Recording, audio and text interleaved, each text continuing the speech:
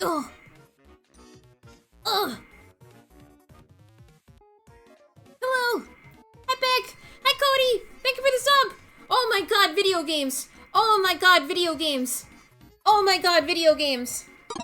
Holy fuck, video games. Thank you for the sub, Beck. Oh my god, Prime sub even. Holy moly. Oh my god, video games.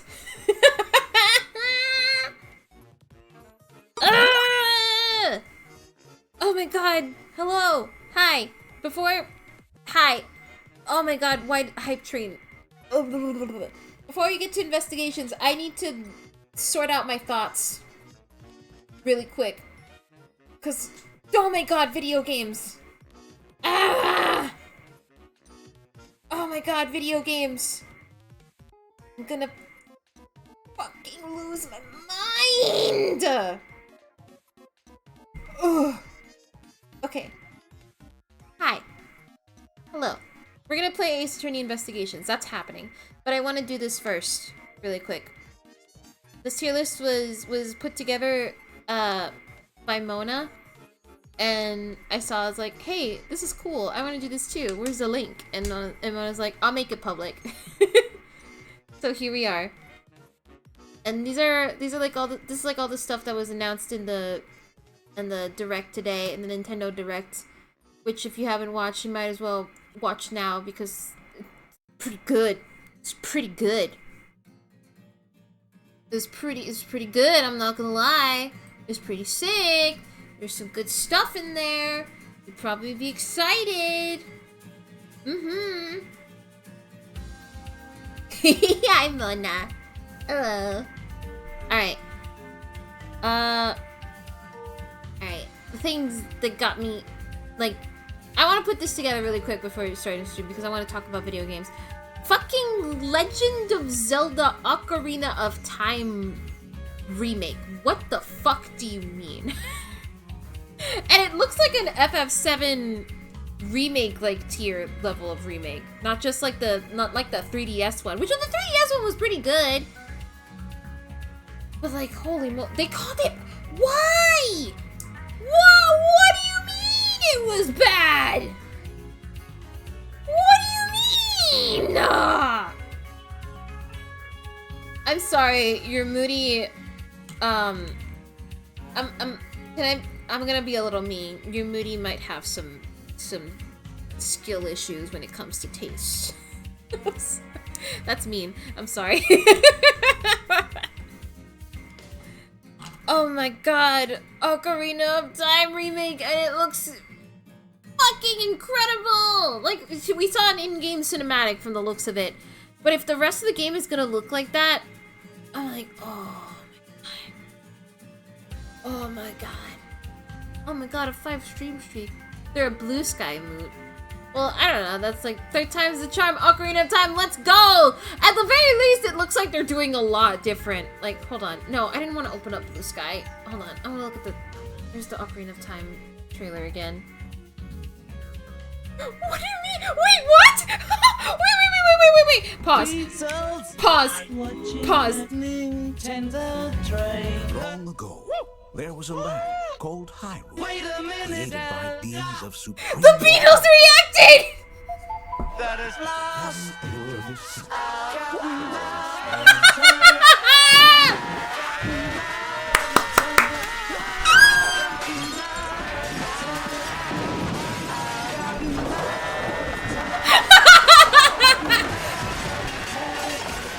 Yeah, I will. Holy fuck!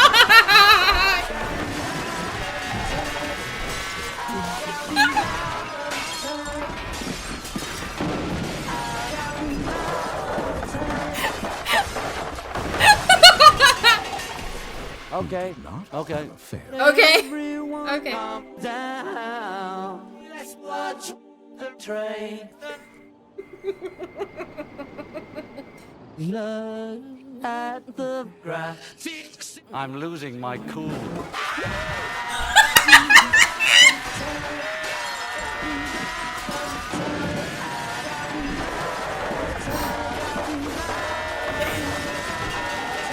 I think that sums up my reaction pretty well.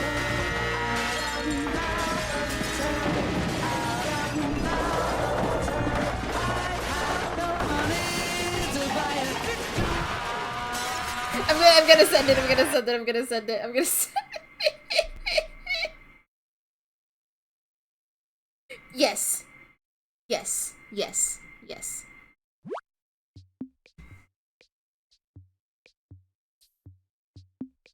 Oh, hi. How to care for your weebie. Hello? Hello?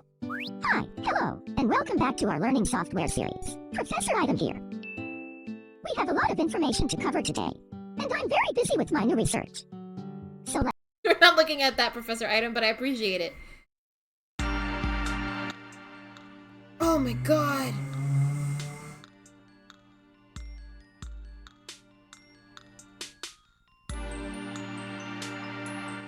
Oh, fuck. That was insane. But yeah.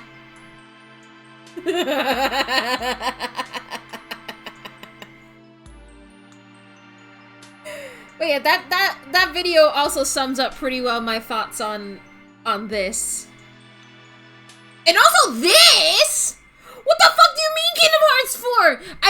I was watching the direct with Noka and some friends, and with Noka, Beck, everybody, we were watching together, and the entire time I was like, what the fuck do you mean they saved Kingdom Hearts 4 for the Nintendo Direct, of all things? Not even the State of Play?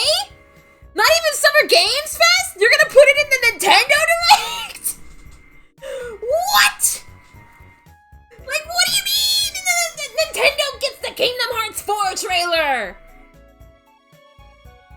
Like, okay, I can understand not putting it in the State of Play because I imagine they want people to be more excited for Final Fantasy VII Remake, right?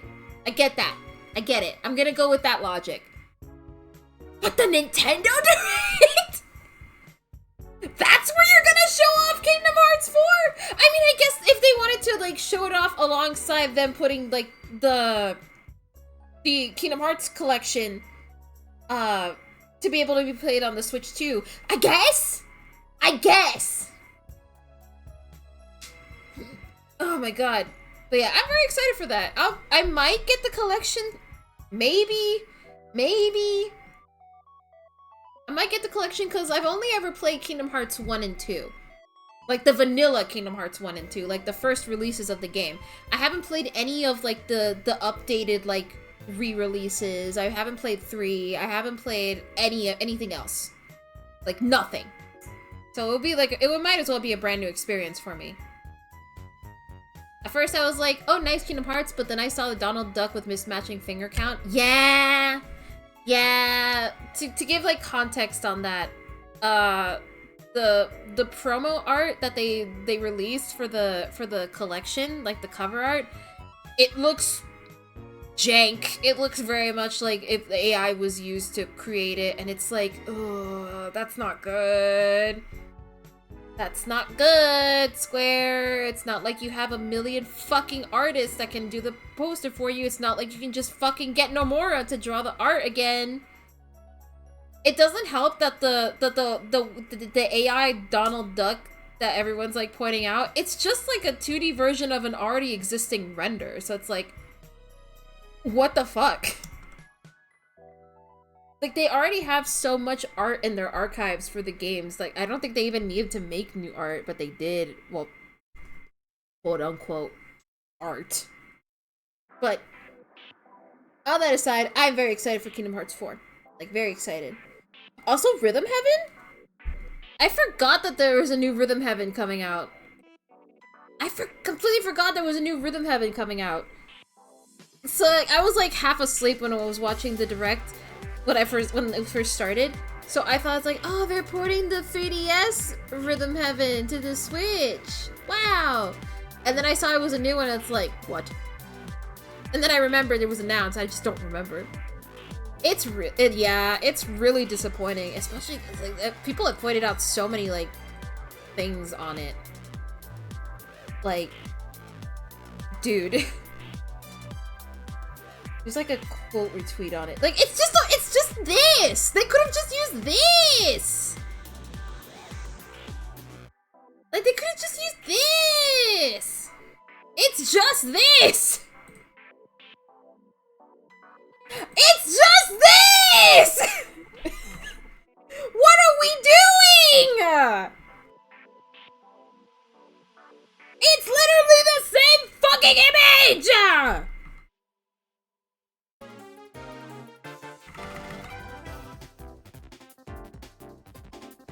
Like, the mud wall over here? The mud wall? And someone pointed out, like, that, like, this hand is fucked. This hand is fucked.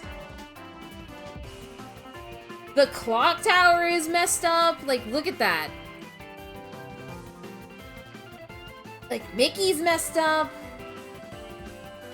Like, the hand is also, the tail is just, like, where is the tail going?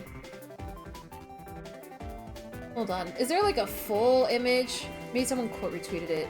Let's see. Donald. I could have sworn there was, like, a full image of it. Fuck, where is it? Ah, whatever. Whatever. Point is, it's bad. Alright, but we gotta talk more about video games. Onimusha, I'm gonna be so real, I don't know anything about Onimusha, and I'm not super interested in playing. It looks great. I'm just not interested in myself, so I'm just like, whatever. It looks pretty, but I don't think I'll play it myself. Whenever I feel bad for my art, I think I'm infinitely better than those companies using AI. Magna, you are like gods above the corporates trying to force AI into every fucking thing. They wish they were you. They wish they were you, Magna. Mm-hmm.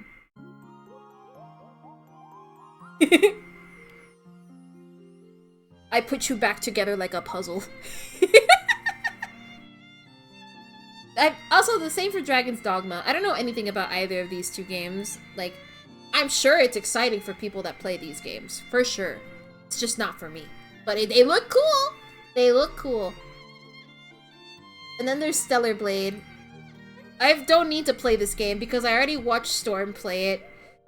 If like, not a lot of people know this, Storm actually played all the way through Stellar Blade because they had a Nikke collab, and that was all she needed to, like, try the game out.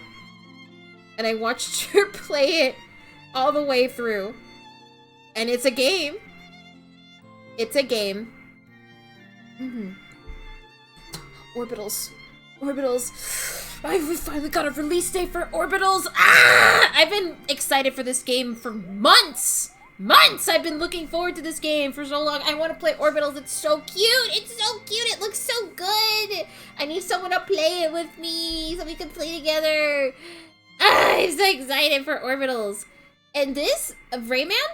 I've never really played a Rayman game, but this looks amazing, so I'm willing to give it a shot. Play with Noka? You're so right. You're so right. I think Hunt's taking a nap right now, but I'm gonna get her to play the game with me. Another in the category, Big Walk. I've been looking forward to Big Walk since I first saw the trailer, and it looks so nice, so pleasant, and I want to play it. I've been like waiting for them to we finally got a release date for it, and I'm gonna be there day one. I'm gonna play that with my friends. We're gonna take a nice walk, and it's gonna be so nice. Like, get the whole gang to go on a big walk. Yes, we're going on a nice walk together. Or getting lost. I will probably get lost. I have a terrible sense of direction. Oh my god. And hello? One Piece cooking game?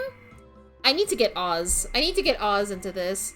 Like, I want to meet, like, Oz and I have been watching One Piece together. Like, we're up to date, like, with the anime. And we usually watch it every week. So when that happened, we were like, Sanji? It's so cute! It's so cute!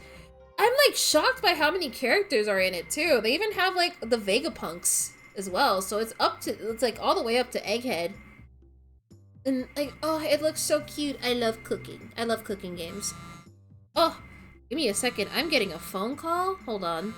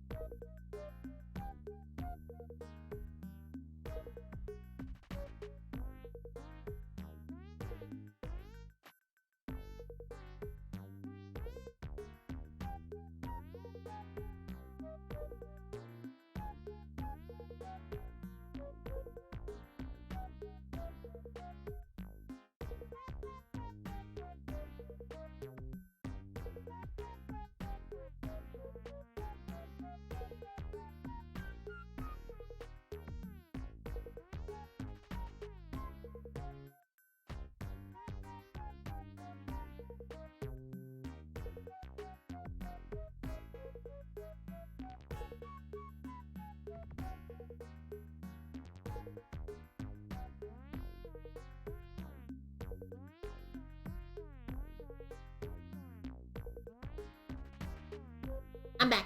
Hi. I had to also NL popping in. Yeah. It's like, Ariana, what are you doing here? Oh my goodness. But yeah, I'm excited for Grand Gourmet. It looks so cute. Same with this. I'm gonna be so real. I was not expecting Pokopia to get any updates, like at all. I was not expecting Pokopia to get any updates whatsoever. I thought the game was already pretty complete as is. And it's like, yeah, the game's pretty big already. So I'm like, I was not expecting it to get more content, let alone an expansion pass that actually adds to the game. So that was a huge surprise for me. I will probably get it. I loved playing Pokopia, and I love playing with my friends too. So I'll definitely get it. Fire Emblem Fortune's Weave. Oh. Ooh, the game looks really good. Yes. Yeah. Like, hold on. I need to watch the trailer again. I'm watching the trailer again. Is it? Where is it? There it is. I gotta watch it again. This is the Dagdan Empire, a prosperous land ruled by the gods. The capital, Daxian, plays host to the heroic games. Oh, it looks so The winner of which is granted one wish. I want to play it so Powerful bad. fighters from across the land have gathered to participate. Oh, green! Red! I've watched this trailer like 5 times already, and I'm still not over it. The story revolves around 4 heroes. Oh, hold on. I'm gonna be pausing a bit. The story revolves around... So, like, it's definitely gonna do the same thing Three Houses did, where there's a main character, but then there's the playable character. You know what I mean? Like, the character you're supposed to be, and then these guys are gonna be, like, the 4 lords from Three Houses, like Edelgard, Dimitri, Claude, Yuri. These guys are gonna be that as well. I'm pretty sure. And then you're gonna play as someone else entirely. I'm definitely playing her route first. She's the most interesting looking to me. I love her. Kai, a young boy Kai is determined cuteness. to win the He's just a games little to boy. save his Just a imprisoned little father. guy. I love him. Dietrich, You a are swordsman beautiful. ever on the hunt for a stronger foe. You are so pretty. Theodora, You a are so queen pretty. seeking to fulfill the long-held dream of her homeland. And Lita, a You. musician with You. her sights set on revenge. You! Guide whichever character you choose to victory as they weave their own unique tale. Between matches, you can strengthen your forces in Also, different ways. the talk sprites being animated, like, that's new. Hone I don't your think that was shown techniques off in at the last training trailer. grounds. I was like, ooh, ooh. we get to so many other characters that might be like units that you can get. Like this lady over here. Recruit Her, new she's allies. gorgeous. This girl is beautiful. Or travel beyond Daxian's walls to gain Like experience. all the characters look stunning. How you spend your free time. Like she's is up cute, to you. he's cute. Combat takes the form of turn. There's like a green-haired girl down here who looks really cute. This Turn-based woman looks tactical beautiful, battles. like Ursula. Consider your weapons Like range oh, and ooh. your unit's strengths on the battlefield. He looks cute. Like every character design looks great. I don't think there's a Plus, single each of one the I four don't main like. characters comes with their own special techniques. I don't think there's a Using these single techniques to the character in this fullest, that I you don't might like turn yet. The tide of battle. Everyone looks great. Rejoice with me. She has a baby. Advent of the underworld. Evil woman with baby? We look upon the promised one, who will rout you. There it is. This person. And I guide think the this is the living character salvation. you're gonna play as. How did it feel So this. to upheave the world? So this. Be gone from us. So The darkest dark. So this. September. But yeah, I'm excited for Fire Emblem. I'm pretty excited, as you can tell. Ninjala. I'm shocked Ninjala is getting another game. Like, Noka said it better. This game is probably really popular with kids, like Japanese kids. So I'm guessing it did well enough with kids that it got a sequel. I'm just surprised, cause like, I guess I'm more surprised it's in an English direct and not in the Japanese one. Maybe. I don't know. Because I know Ninjala has, like, a really long anime, too. I played it for 3 days, and that's it. And I'm hoping the game looks better. Because the characters and the creatures in the game look great. It's more the environment that looks kind of rough. Like... Hold on.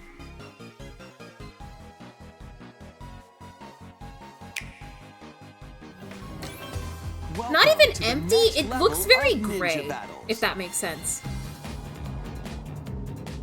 Like, these areas look great. Like, these areas look fantastic. But then you get to, like, here, and it's like, The first part of Ninjala 2 is sneaking onto They Nintendo did the get, Switch they 2. did, it, like, I said it better, the area, like, that, like, Accidentally breaking a like, forbidden open seal, field area you're feels very stranded on an Genshin uncharted Impact, planet. and I say that slash Overcome negative. the dangers lurking here to safely shark is return cool. to Earth in this open world action adventure. Use Ninja Like, Gun doesn't to it freely kind of look traverse like this vast the world Genshin in Impact search of open clues field a to little get bit? back home. You can also blow a bubble to float in the air. It feels Defeat enemies Genshin blocking your Impact-y a little path bit. with weapons crafted from Ninja Gum. You can But even I'm sure the summon game buddies itself is with probably gun gonna be ninjutsu fun. to unleash I'm just powerful surprised it attacks. exists. Additionally, up to 4 ninja can team up in local or online multiplayer to chew through tough battles. Oh, I didn't hear about that. That's fun. The That first there's part online of co-op. Ninjala 2, The Uncharted Planet, launches exclusively on the Nintendo Switch 2 system next spring. But yeah. So maybe I'd have to see more. If we see more footage and it looks a little better, then maybe. Because I liked the first Ninjala game. It was fun. I just didn't play it a lot. But I had it. And then the DK challenge, which is like the I'm guessing the competitive mini games. That was a cute idea. I like it. That's a cute idea. I'm slightly interested because it's like you could. I'm guessing if you have that like NSO, you'll probably be able to play it.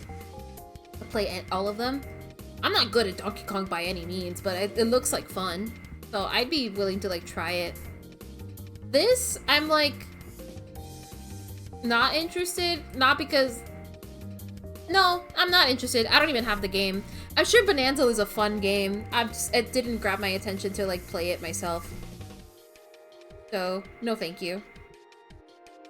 Actually, you know what? I'm gonna put this here, because I'm, like, shocked this exists. Not in a negative way. I'm just surprised. This one's also, like, what? What do you mean Vampire Survivors made a JJK game? And it's, like, multiplayer competitive Fortnite style, or Battle Royale style. Like, what? I'm in the camp of, like, this exists? But I'm also, like, I'd be interested in playing it. It looks funny. I'd play it. I'd play it with my friends. Lords of the Fallen, I'm like, I don't know what that is. I don't know anything about Lords of the Fallen. So, same. I'm just, like, not interested. Lies of P... I'm a little interested. A little bit. A tiny bit. Because it looks neat. I like the aesthetics of it. And the game looks fun. But I know that their next game is gonna have Gen AI, and I don't know if this game has anything in it, because it's like the complete edition, so there's gonna be stuff added into it, so I'm like, I'm wary, you know? I'm wary. If not, I can always just play the not complete edition. You know? Devil May Cry, I am not interested. Not because I think it's bad, I'm just not very interested in Devil May Cry, but I'm sure everyone else is very excited for it. You know, hold on. Let me reorganize. Let me do this. Let me do this. Right, just like, I don't care. This is for, like, the I genuinely don't care.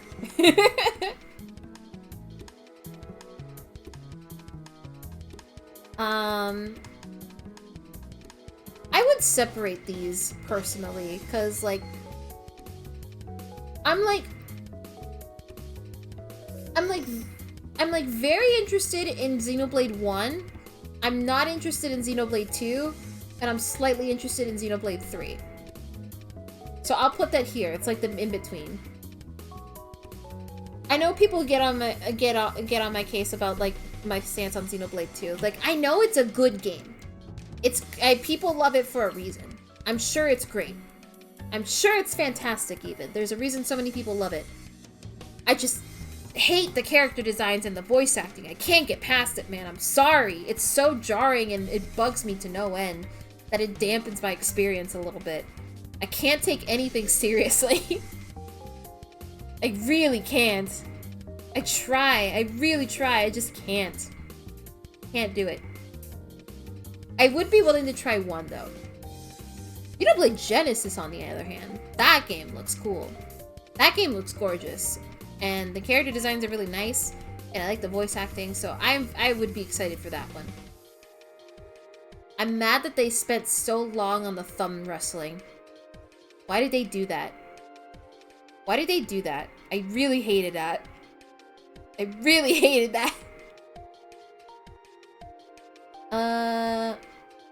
RuneScape. I never played RuneScape, so I don't have any interest on RuneScape. I'm happy for the people that are excited about it. It's just not me. I want to play Hello Kitty Party World. I want to play with my friends. I want to play with Kiddo Bee. Because I knew people would be talking about it. I've seen more people gif Koizumi, like, playing it without context to make it look like he's janking it than actually talking about the game itself. I've seen more people talk about that than the game. They need to do some goofy stuff so people can, like, can you believe it, guys?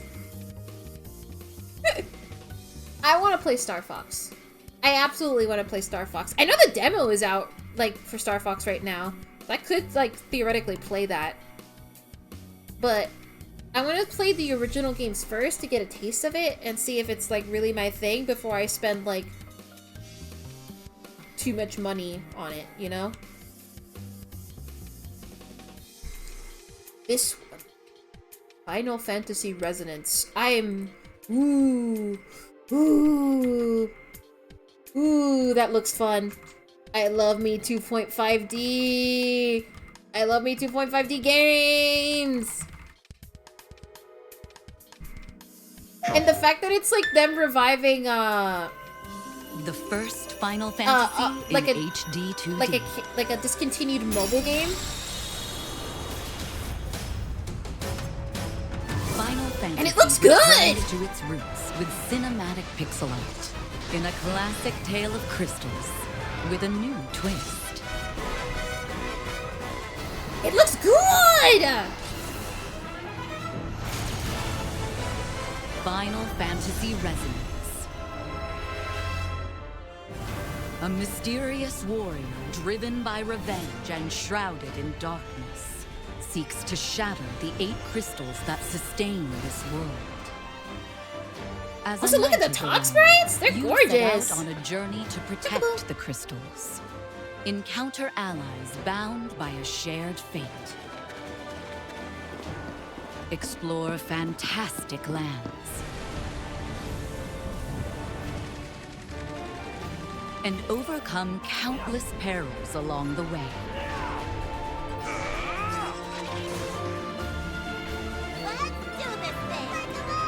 Mecha Chocobos! Uncover the secrets of the past. As you discover the pink truth chocobo. of this world. Summon new strength from outside and within. Odin?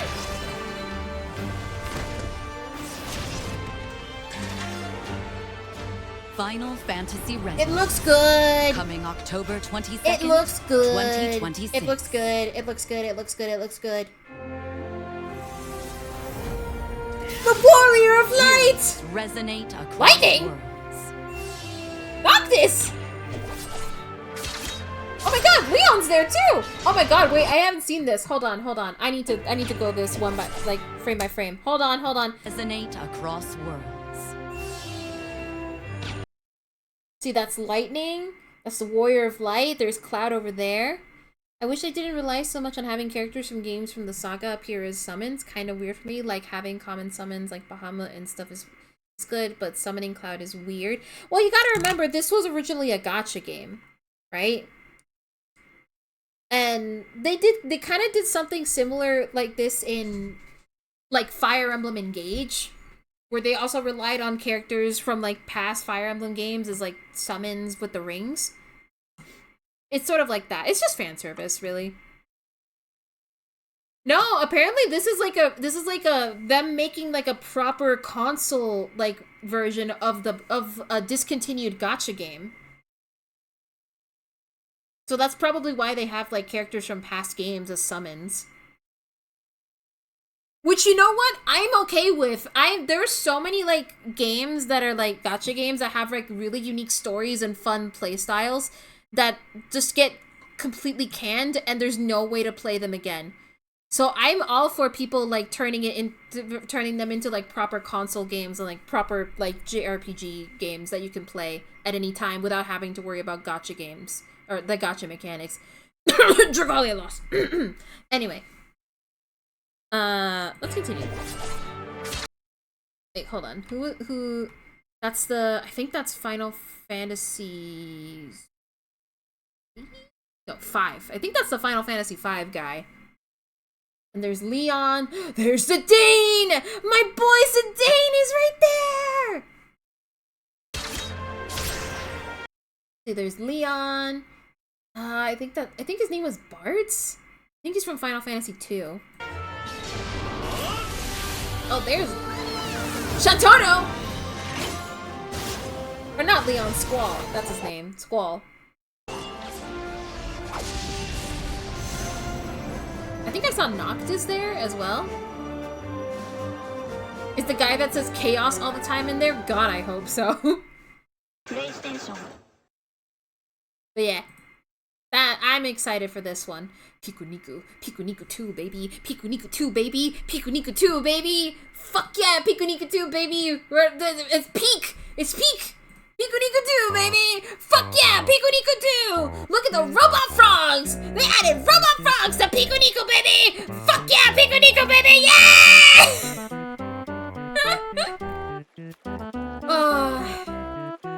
No one cares about Pikuniku but me. And that's okay. That's not true. I've seen people reply to my post about it. God, I love this game so much. It's so cute. It's so cute. I want more people to play the original Pikuniku. It's so cute.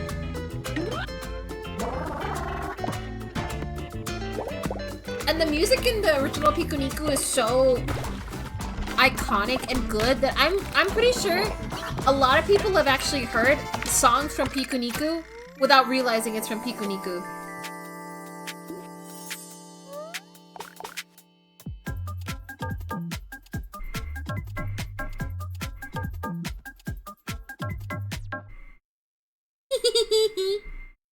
Like, hold on.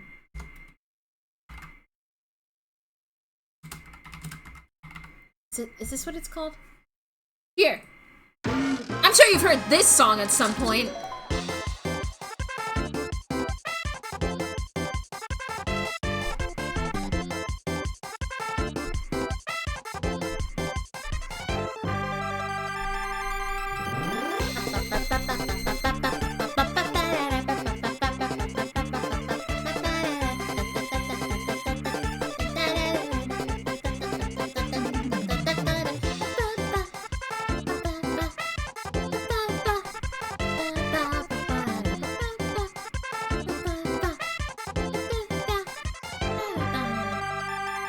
I've seen so many like YouTubers use this song specifically for like their like ad break or whatever. But yeah. I want to play the Dragon Quest Monsters game. It looks really cute. Maybe down here. Yeah, here. It looks really cute. I would play it. Also, Duskbloods. We still don't have a release date on Duskbloods, but that's okay. I'm looking forward to it. I will wait patiently for Duskbloods. I want to play Duskbloods so bad. I can't believe it's a Nintendo Switch exclusive. That's still insane to me to think about, that the spiritual successor of Bloodborne is a Nintendo exclusive. Like, Sony must have pissed them off really bad if they went and did that. Also, like, I don't even have to say anything. I don't even have to say anything, man. Like, dude. Everyone's fucking Sony's wives! It's true! Xbox got Spyro, and Nintendo gets, fucking Duskbloods and Kingdom Hearts 4. Sony kind of pisses off a lot of people, actually, like Kojima. True. Kojima pisses me off, too. Xbox... Oh, yeah, that's right. Xbox got Persona. That's right. Oh my god, yeah, Deltarune Chapter 5. Did you guys know that you can get Deltarune for free on the Switch right now? It's 100% off on the Nintendo Switch eShop. Like, all of it. Yes! Yes! If you look up Deltarune on the eShop right now, it says it's 100% off. For whatever reason. They're doing the thing that Gravity Circuit did, where after they announced the big thing, that they're just like, it's free. Go get it. Yoink! It's fucking free right now! You just get it! You just get it for free! Go get Deltarune for free if you don't have it yet! You can get it for free on the Switch! Never expected Nintendo to give out a game for free, but there you go!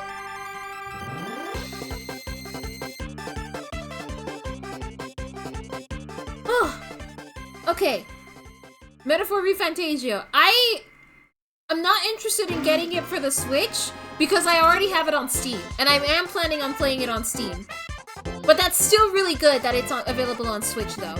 It's really good that it's on Switch.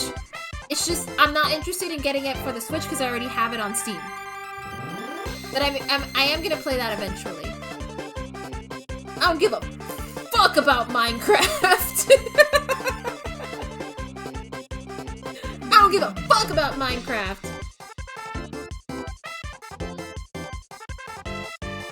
It's not free. What? Is it not? I could have sworn I saw it. It was like 100% off. Alka was like looking at it and like it said it 100% off. Hold on. Let me check myself. Let's move over here. Move over here really quick.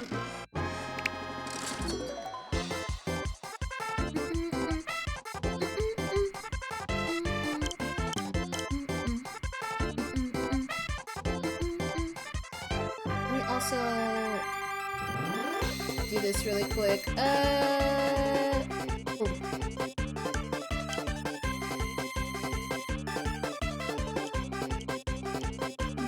There we go. Okay. Let me see. Down. I could have sworn I'm not lying, or at least I'm not trying to lie. Me when I spread false information.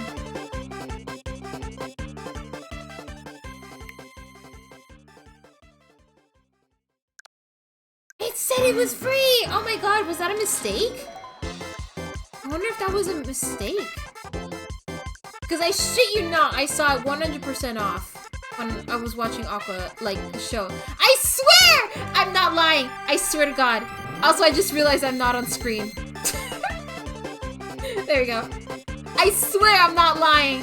Well, whatever. Whatever. Whatever. You know what I mean. Either way, I'm still excited for Deltarune. I'm still excited.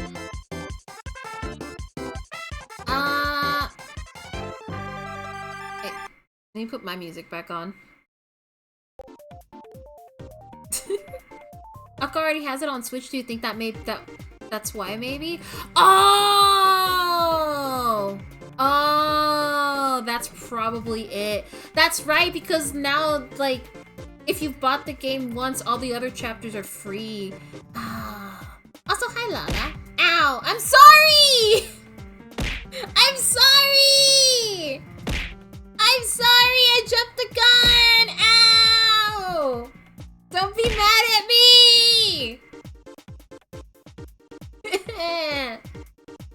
Ow! Anyway, this... No, you know what? Not interested, because I know of Warhammer. I'm just not interested. This... I don't know any of these games. Metal Gear Solid 2, baby. I might get it. I might get it. I really want to play... I need to get the first one first. But I know this has Metal Gear Solid 3 in it, I think. I think it has Metal Gear Solid 3, and I love Snake Eater. I've never played it, but I've watched people play it, and it looks really fun, and I would love to give it a shot. Rise of Tomb Raider, I'm not interested in that. Tales of Eternia, maybe? It looked nice. I won't lie. I don't know what this is. I didn't know what this is either. I'm not interested in fitness boxing. You can't make me play fitness boxing. Final Fantasy XIV on the Switch.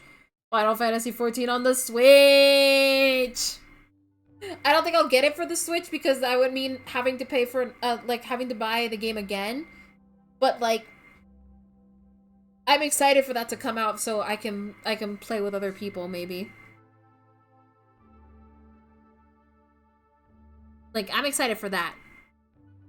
Then finally, Kingdom Hearts 1 through 3. I'll have to see. I'm very interested in it. I'm, like, still, like, about getting it, but I do kind of want to get it.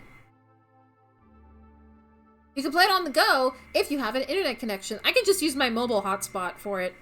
I don't think I can do raids, but I can definitely play it.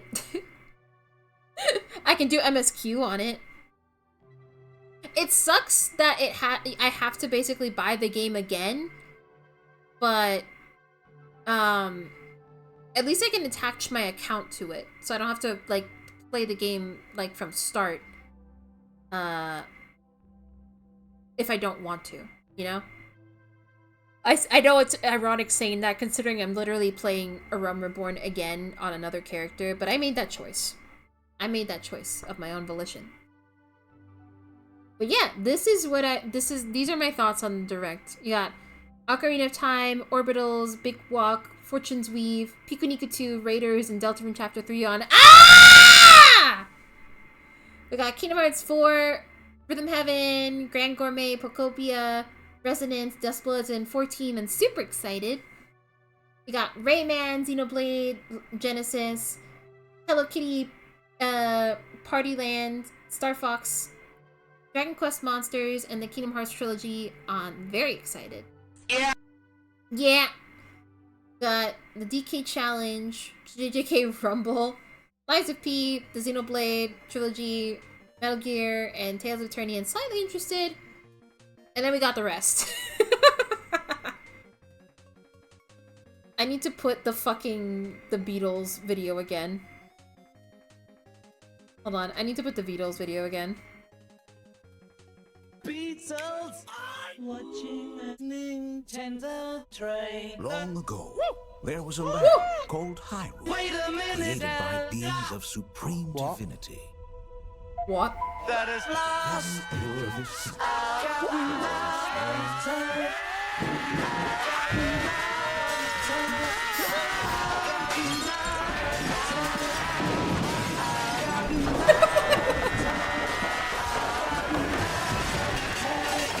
They made this so fast, too! This was posted an hour ago!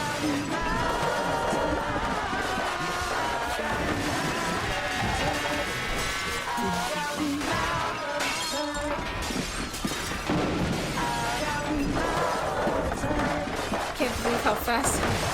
I can't believe the tax man would take away the Beatles' money for a Switch 2! Everyone calm down. Let's watch the train. Look at the grass. I'm Fix. losing my cool.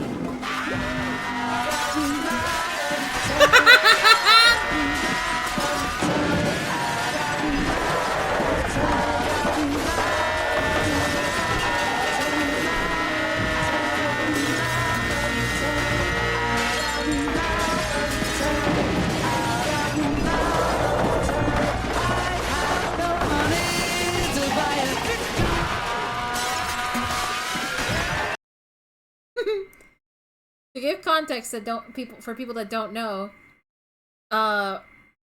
11 days ago, this was posted. Beatles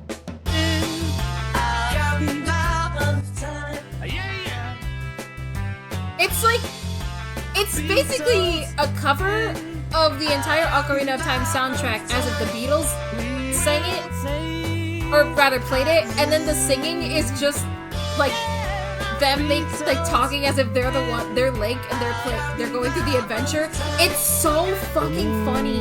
I've watched this video like 3 times. It's the entire OST. It's an hour and 23 minutes long, but it's so worth it. There is... I need to put my favorite one. Hold on. Released for the Nintendo 64. Then there's the tax man. He takes all my money, and in my hour Where is of it? Where is it? darkness, he's standing right in front of me. Help me, help Beatles in water. Beatles in water. Here. I love this one. This one's my favorite. Shadow hanging over me. There's a shadow hanging over me. There's a shadow me. There's a There's shadow a shadow me. me. Beatles. There's There's a a shadow shadow me. me. Beatles. There's a shadow me. Beatles. There's a shadow me.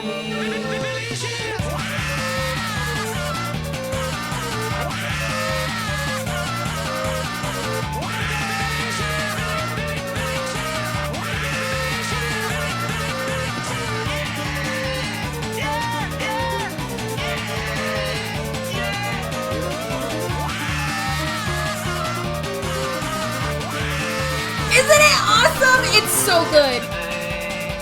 I'm gonna link the video on chat so people can listen to it when they can.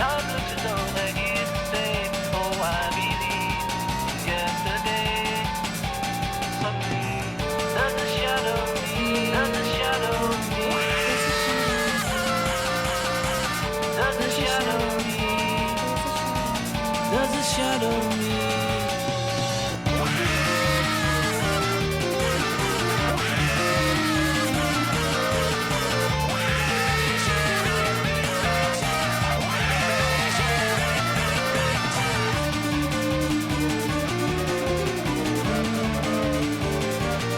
I also really like what they did with Ingo's theme.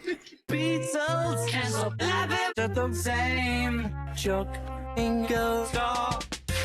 Ingo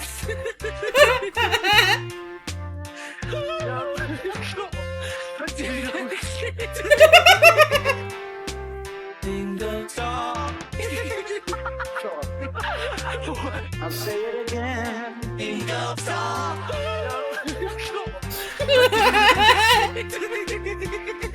Such a good joke. Should we say it again? Ingo star. Yeah! Okay. Ingo.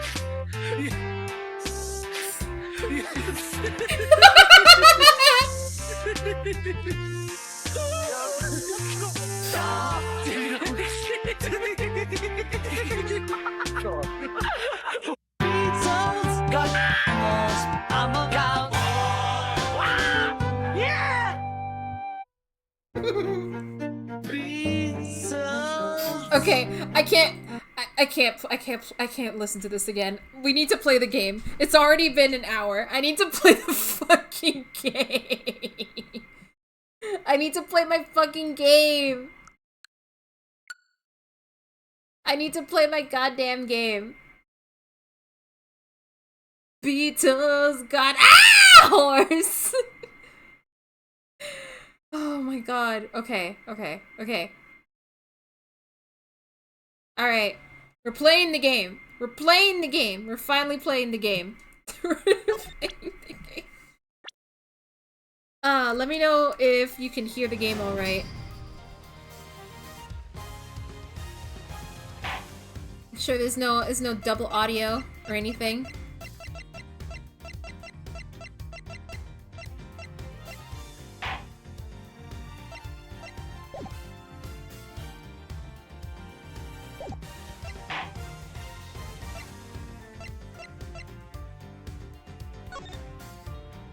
Audio good? Okay, good.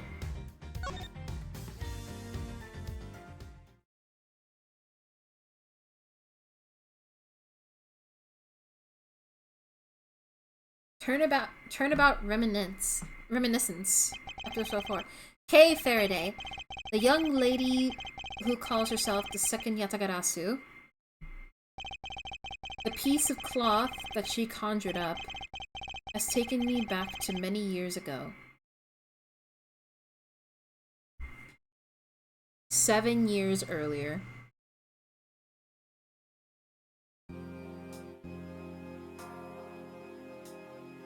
Let me move my mic a little closer. Yeah, that's right. I did it. I killed that guy. But it was the great thief Yatagarasu who told me to do it. Objection. I asked the defendant, just what exactly are you trying to say? Don't you get it? I know the true identity of the Yatagarasu!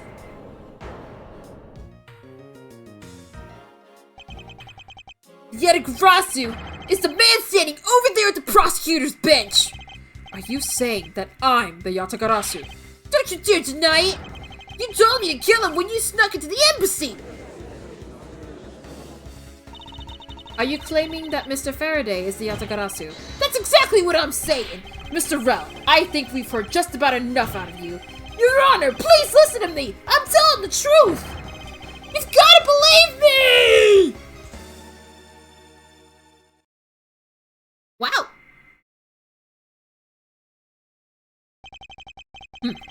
In accordance with the defendant's accusation, a new prosecutor shall be called to replace Mr. Faraday. This court will be in recess until the new prosecutor is ready. And that's where we come in. There's a shadow me. There's a shadow me.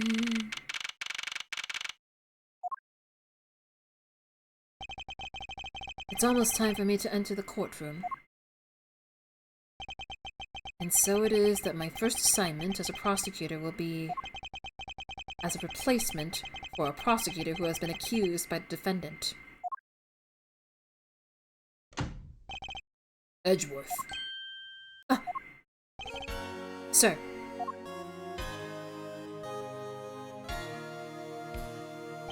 I never thought I'd see this guy again. Have you read over all the documents regarding this trial? Yes, sir. I've memorized everything there is to know. Very good. The paperwork for the prosecutor's substitution is just about complete. Edgeworth, always bear in mind that as your mentor, I, Manfred von Karma, will accept nothing short of perfection. I understand, sir. To have the chance to stand in court at such an early stage in my career, I am honored and proud. As I have watched over your studies, I am giving you this very rare chance. Prove yourself.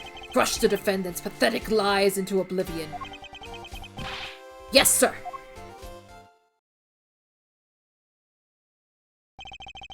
That such a legendary prosecutor will be watching and judging my performance. I have to be perfect in every way. I do my gay little run.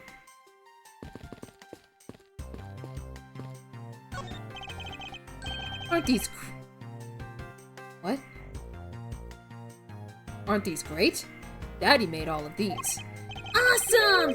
But didn't you get fired right after you made them? Oh my god. Yeah, I did. I spent the same amount of money on this model as it cost to build the real thing. And my boss wasn't very happy with me. Hey, Daddy, didn't you say you built a secret mechanism inside of it? I'll tell you about it someday when you're older. A secret mechanism? Maybe you installed it as payback for getting fired. Could be trouble. Now I'm curious.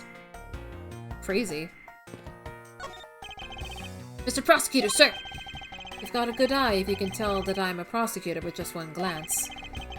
As there are always only prosecutors and defense attorneys in this lobby, I usually hit the mark if I guess one or the other while there is a recess.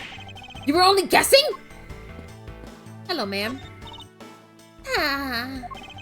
Excuse me, madam, but is something the matter? I just thought someone would have brought hors d'oeuvre by now. But this is a courthouse!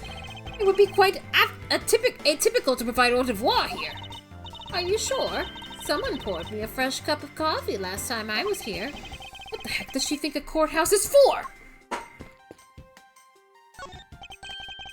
This is so good! Oh, I could drink a gallon! I've never heard of water that tastes that good. Maybe I'll give him a minute.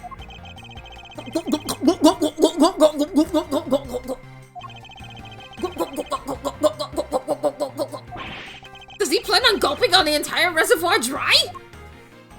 Jesus. A bulletin board. There are trial schedules posted on it. Trials scheduled for this week, huh? It's only today's trial listed. This must be a mistake, or this country's judicial system is not working as it should. Bookshelf, huh? Compendium of Laws for Beginners. I don't have time to read this and second-guess myself now! Oh my god, the Thinker statue.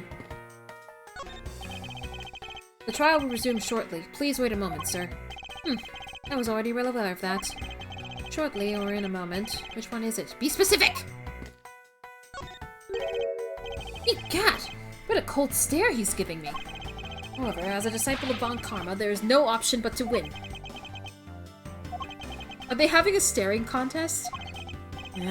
He's good. The power of his cold stare rivals my own.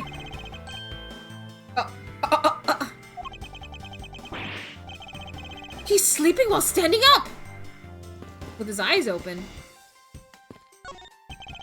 Model of the courthouse. It's pretty well constructed. Hands on a face. Don't tell me this thing transforms. But I wonder for what other purpose could they have been made? Hello. Today's trial should have ended in just 1 minute.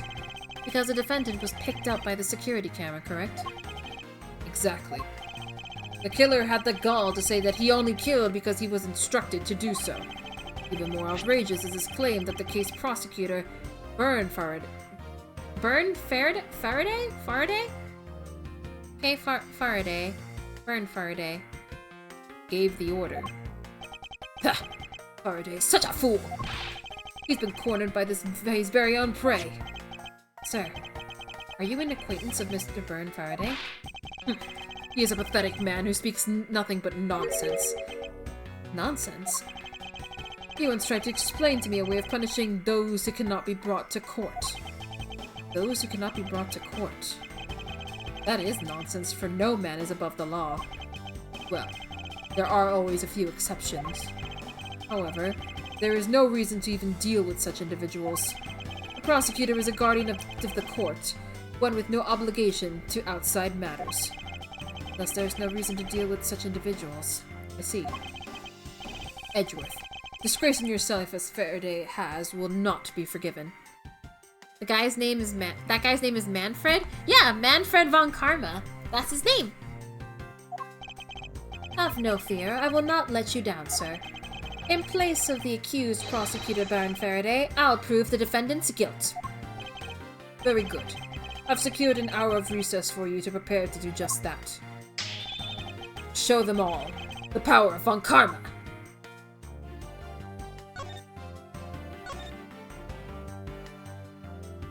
Oh. Each prosecutor's badge is engraved with the number of its owner on the back. Numbers. As if we're not human on the inside like everyone else.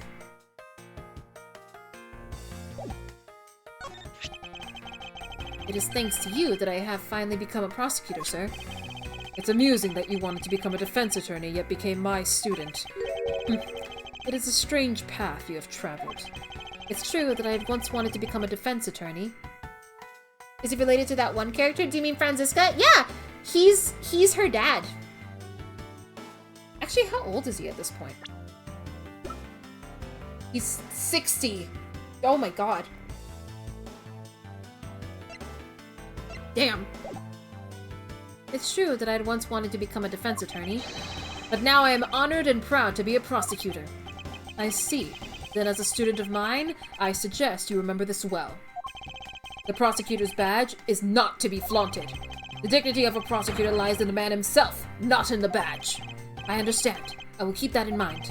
Besides, why put holes in your fine garments? It's simply preposterous. Prosecutors must also take pride in their appearance. I will keep this in mind as well. I'm constantly having to remind the others at the prosecutor's office of this. It's more fashionable to keep your prosecutor's badge in your pocket. In other words, always treat a prosecutor's badge with care and honor. I understand, sir. Oh, I didn't realize Von Karma had earrings. So, have you achieved a firm understanding of the case? Yes, sir. I have memorized everything that is written down in the case files. Well then, explain the case to me. I want to see if you really know what you are talking about. Understood. A murder was committed on September 8th in front of a Kodopian embassy. Kodopian embassy. The victim, Mr.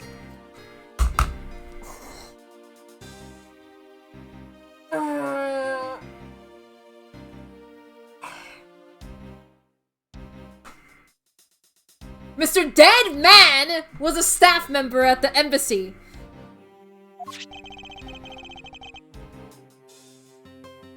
The defendant in this case, Mr. Mackrell, was held for questioning the night of the incident as he was deemed suspicious.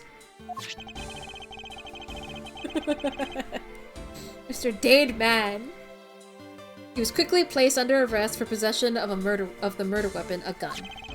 Furthermore, at the time of the murder, the great thief Yatagarasu had successfully infiltrated the Kodopian embassy as well. At first, Rel claimed that he himself was the Yatagarasu, but that he did not kill Dead Man. I wonder what he expected to gain from such a desperate lie. It's possible that he wants to go down while in the spotlight if he is found guilty. There truly is no limit to people's inanity. But I digress. Continue, Edgeworth. Yes, sir. During the trial, the prosecutor presented the security footage that captured the murder. Oh. The footage clearly showed Mr. Rell as the murderer. The act of Mr. Rell firing the gun could be clearly seen from the visitors' gallery. Upon seeing that, the defendant retracted his statement and admitted to the murder. I did it because I was told to. By the real Yatagaratu burned Faraday. That sounds about right. However, you have forgotten one thing.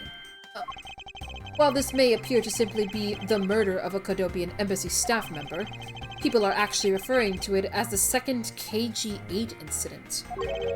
The second KG-8 incident? I'm very sorry, sir. I fear I failed to study hard enough.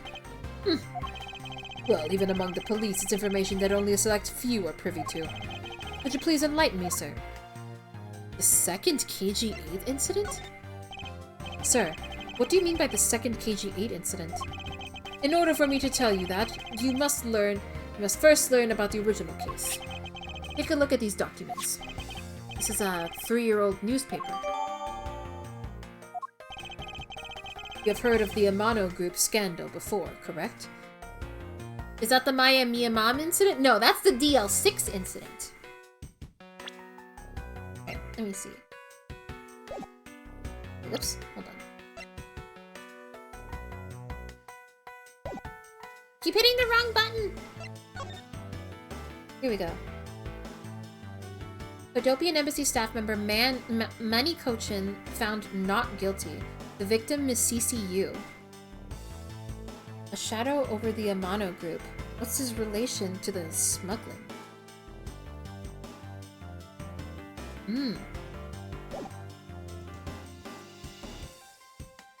CCU? Wait, what is CCU?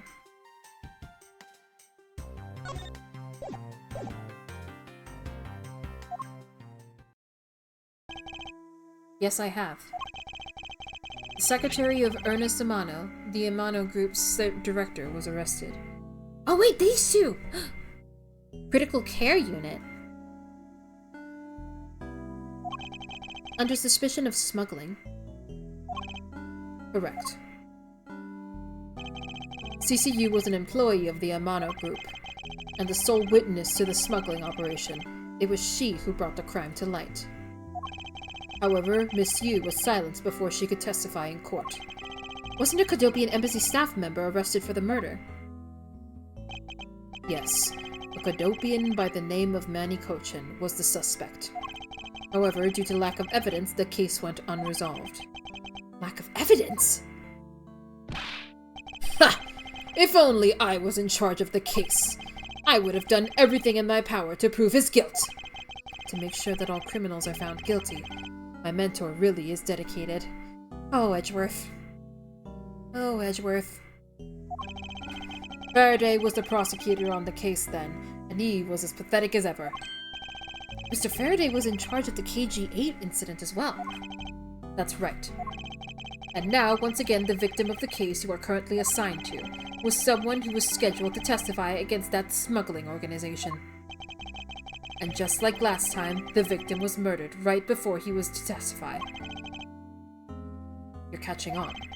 The victim was murdered just before his day in court against the smuggling organization. Events are occurring almost exactly the same way as they did in the KG-8 incident. So that's why it was being called the second KG-8 incident. Yes. Yet there is one difference between the two incidents.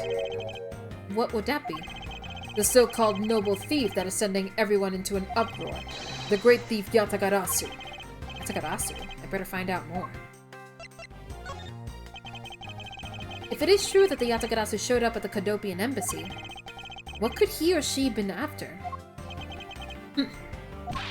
No doubt to steal any suspicious accounting records and release them publicly. Or more likely to steal secrets from the Kodopian embassy itself. Since the item that the Yatagarasu stole from there was sent to the police. What was it that the Yatagarasu sent to the police? I don't know the details. Anything related to the Yatagarasu is getting the top secret treatment. Still, I find it very ironic. By returning the stolen item to the police, it was proof positive that the Yatagarasu had infiltrated the embassy on the same day the staff member was killed. Criminals have a way of incriminating themselves, wouldn't you say? That would have to be the first time the Yatagarasu has left evidence behind, correct? Yes, indeed. If you wish to learn more about the Yatagarasu, then I suggest you ask Faraday. Mr. Faraday? He happens to be the prosecutor in charge of the Yatagarasu case as well. He's the prosecutor in charge of both the Kiji 8 incidents and the Yatagarasu case? Mr. Faraday really has a lot on his plate. Oh! Oh, little baby thing! What is it, little girl? Oh my god, wait, is that Kay? That's Kay as a little baby thing! You're scary, mister. Ugh. Did you need something? I want to trade these coins with you. A fistful of dimes, quarters, and pennies, but it looks like you've exactly $1. Is this what you want? Thanks! That's exactly what I needed. Would that child be here to watch the trial? How disrespectful for a child like that to be running around inside the courthouse. Does no one have respect for this country's judicial system anymore? Oh. The paperwork for the prosecutor's substitution is complete. Why you? Do you even know how much time there is left before the trial resumes? I'm so sorry. I can have you mopping up this courthouse instead of protecting it in an instant! Gulp! It's no bother, sir. Not being completely prepared could prove to be a perfect handicap for me. A proud one you are. Look at them doing the same pose! Look at them doing the same pose! They're just pointing at each other! Look at these little idiots pointing at each other.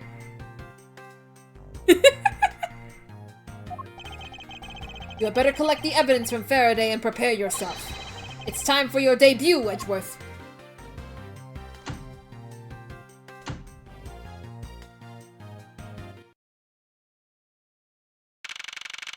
September 10th, 4 p.m., District Court, Courtroom number 3. It's insane that this is the first time we've been in a courtroom in the entire game so far. And we're in, like, episode 4. Help, not him imitating him. Just what is going on? Why isn't Faraday here yet? How is it possible that the defense is not prepared yet either? Bailiff, where is Mr. Faraday? I'm not sure. I wasn't really paying attention. Oh. The judge!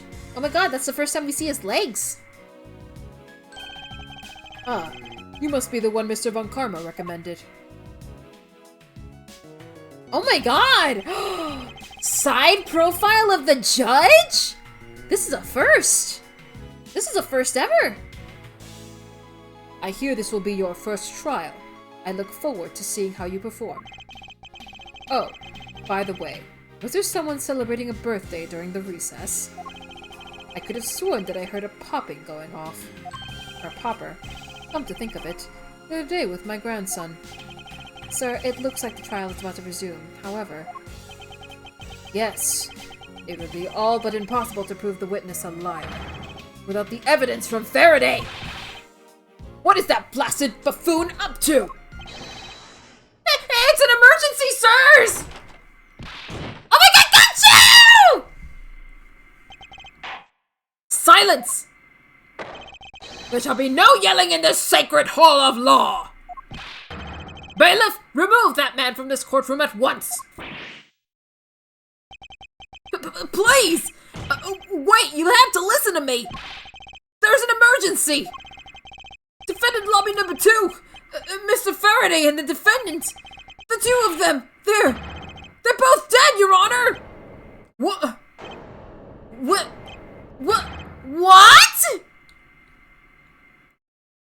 Uh-oh. There she is! The lawyer lady. Hello, who are you? Oh my god, who are you? Whoa. Whoa. Who is this guy? He's cool as fuck! Stay back!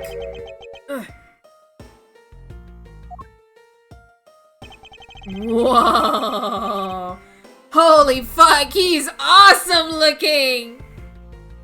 Oh my god, he's so cool! No one's allowed on the crime scene, period. Who does this oddball think he is? This is becoming quite the hotspot. Isn't that Mr. Rell's defense attorney? Hey you! No running in the hallway, pal! And who are you to tell me what to do? I'll never find out what's going on like this. It's time for some civil discourse. First, look at these ants on the wall. The sofa looks like it's seen its fair share of use. And it looks like another part of the courthouse is visible from the window. Ah, my eyes have locked with my reflection's eyes in the barred window. As a student of Von Karma, I refuse to back down. Oh my god, Edgeworth! I won. Edgeworth, you're so silly. Fire extinguisher. If someone were to be hit in the head with this, hey. I suppose the victim would lose a memory. It's hey.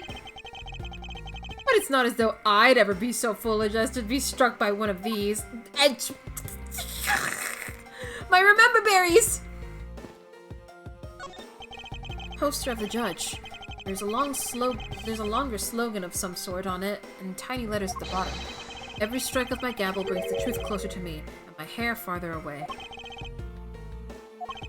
Is this a promotional poster for the court or a hair growth product? Defendant lobby number 1 is through here. The incident took place in defendant lobby number 2 next door. I shouldn't allow myself to be sidetracked like this. Better get a move on. Did you know that the translated name for Dick Gumshoe in Spanish is Directive? Directive? Oh my god, that's really good. I didn't think they would get different names in Spanish. That's awesome. Directive, help me. A drink vending machine. Ah! Now's not the time to be pondering what kind of drink I want. And you are? Who, me? Hey, pal. It's common courtesy to tell someone your name first before asking theirs. Point taken. My name is Miles Edgeworth. I am a district prosecutor. Prosecutor? I've never seen a prosecutor as young as you, pal. I've told you my name. Now would you mind telling me yours? Detective Dick Gumshoe. And just recently, I have achieved my dream of becoming a detective. More than a dream, it's what I was born to do. Wait. Maybe I should check and make sure I'm not really in some crazy dream first. This detective is entirely too excited to be at a murder scene. So, Detective Gumshoe, would you mind telling me what you know about the incident? You know that I don't have to tell you anything, right? I know that. But it would behoove you to fill me in on what you know. Wow, you're a proud one for such a youngster, aren't you? Well, anyway, Detective Bad is the one in charge. So you're just gonna have to ask him for all the details, okay? As for me, I was guarding the door to defendant lobby number 2. So you were on guard, you tell. Did you notice anything strange while you were on duty? Well, I freaked out when I heard a gunshot, and then I kinda froze. You're a detective, and a measly gunshot scared you that much? Then again, I can hardly claim to not know what it's like to hear one at a close range. Then Detective Bad came running to the scene.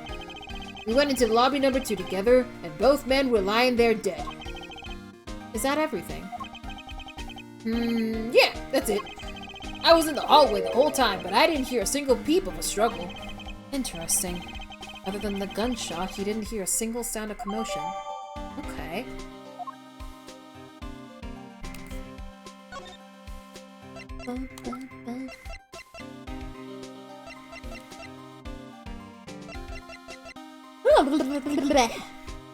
Detective Bad? Yeah, I guess let's talk to him. Well, let's talk to her first. Do you have a minute? You know I'm not really into talking to people I don't know. Especially at a time like this. I apologize for not introducing myself before bothering you. My name is Miles Edgeworth. I was to take Mr. Faraday's place in court. Edgeworth, huh? Never heard of you. So Faraday's substitute is a newbie, huh? I'll have you know, madam, that I studied under Manfred von Karma. Do not take me for some naive novice.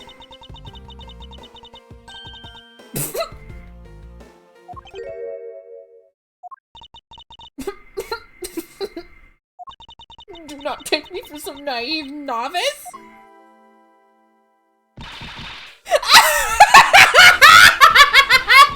So you're a student of Von Karma? I should have... Those clothes are a dead giveaway!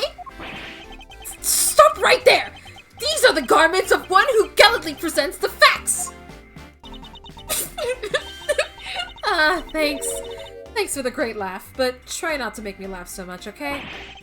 I wasn't trying to do anything of the sort!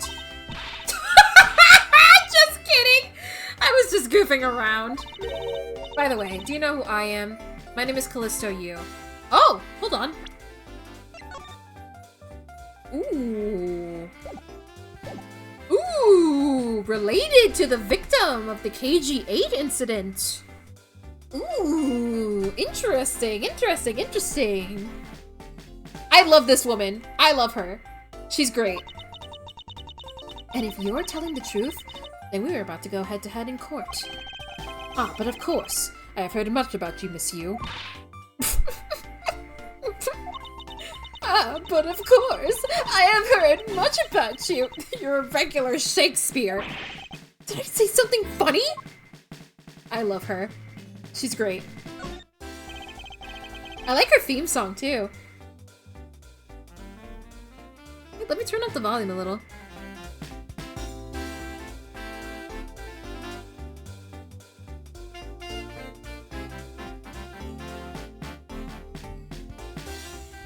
He's so fun to bully, honestly. I'd like you to update me on the situation. I don't really know anything. Why don't you try talking to those detectives over there? If that's the case, then why are you here?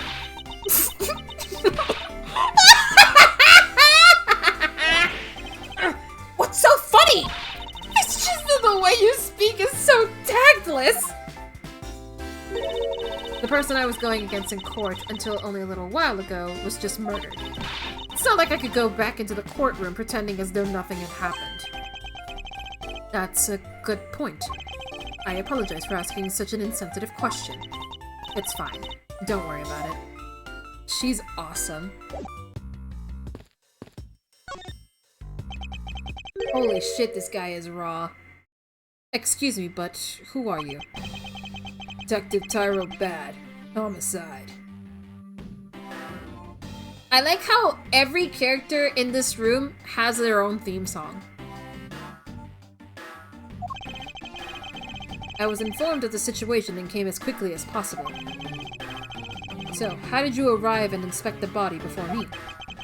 Faraday requested for me to testify in the trial. Plain and simple. This guy is right out of some other game series? Yeah, honestly. Like, look at the lines, look at Edgeworth's line work. It's very clean, very smooth. But then you look at this guy, it's like really messy and scratchy. It's a lot thinner. It feels very sketchy. He feels like a fan character that they added in last second. He's kinda cool though. Mr. Faraday requested that you be here. I've already contacted HQ about the situation. I've got nothing to say to you, kid. Kid?! I'm Mr. Faraday's substitute in today's trial. Oh, I'll be right back. My house alarm is going off. One sec.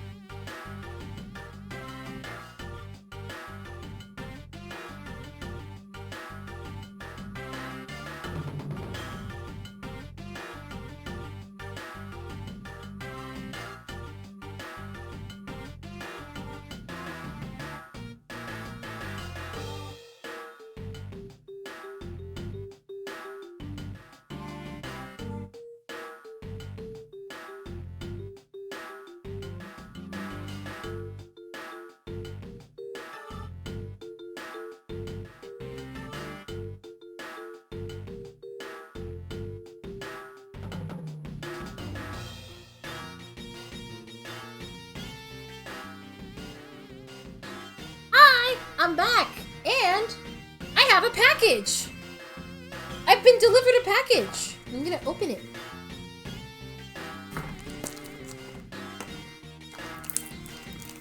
I have a package delivery. And I think I might know what it is.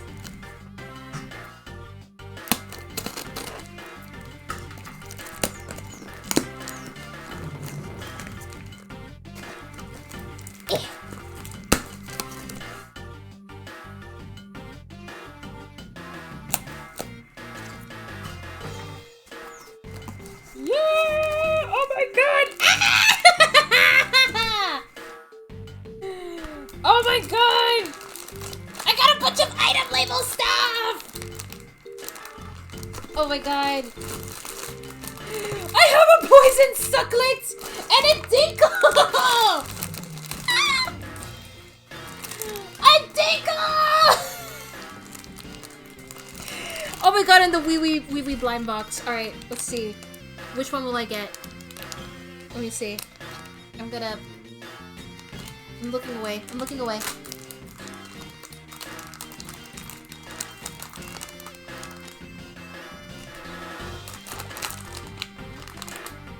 I got the mushroom one!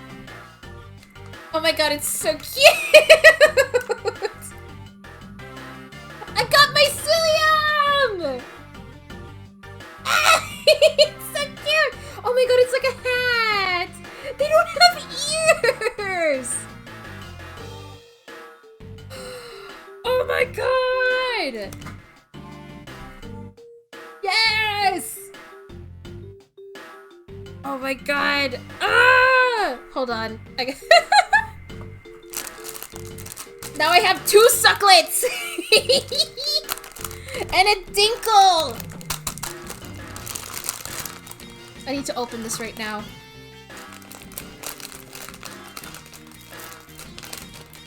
Ah, come on! Oh, hold on.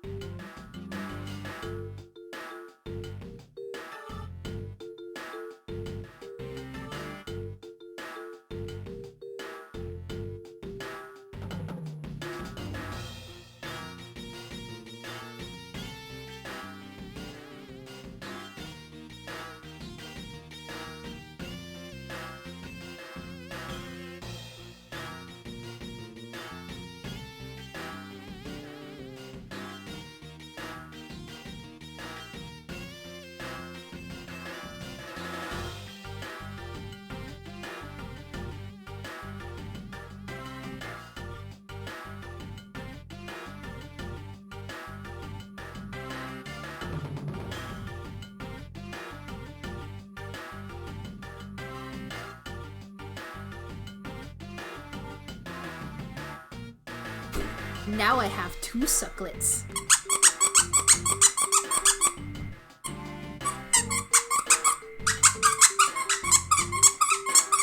Now I have 2 sucklets!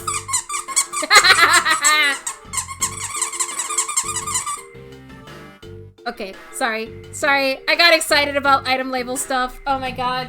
I have my psyllium and dinkle and the poison sucklet.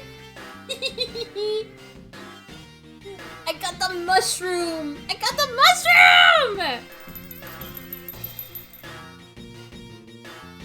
Oh my god, it's so cute. It's so little! I didn't know they were so small! It's so cute! Okay.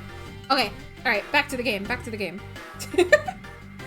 Oh my god, I'm so happy. I'm Mr. Faraday's substitute in today's trial. Therefore, I insist that you update me on the situation.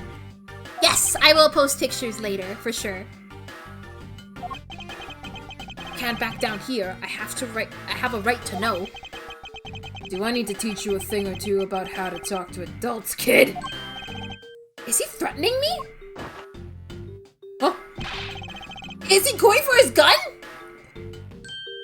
Oh. It's just a mirror.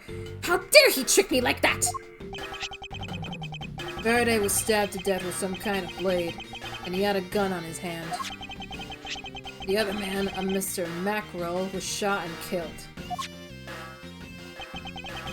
He was found holding a bloody knife in his hand. Was there anyone else who went into the defendant lobby number 2? Yeah, that big lug over there. His name's Gumshoe. He was in charge of guarding the place. He's claiming that no one else entered the room. If that's the case, then they must have killed each other, correct? Maybe. Such impudence! This guy's really testing my patience! Why was I not informed that you were going to testify in court? Homicides aren't my only gig. The Yatagarasu case is also one of my assignments.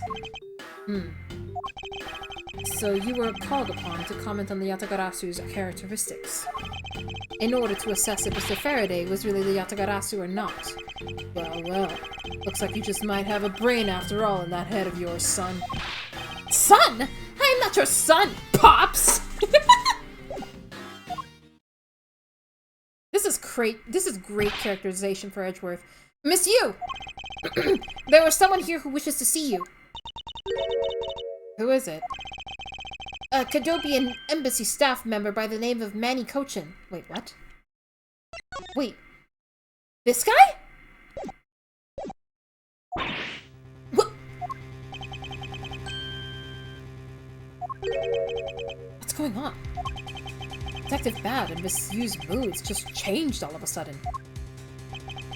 Wait a second. Wasn't Manny Cochin? I'll be right there.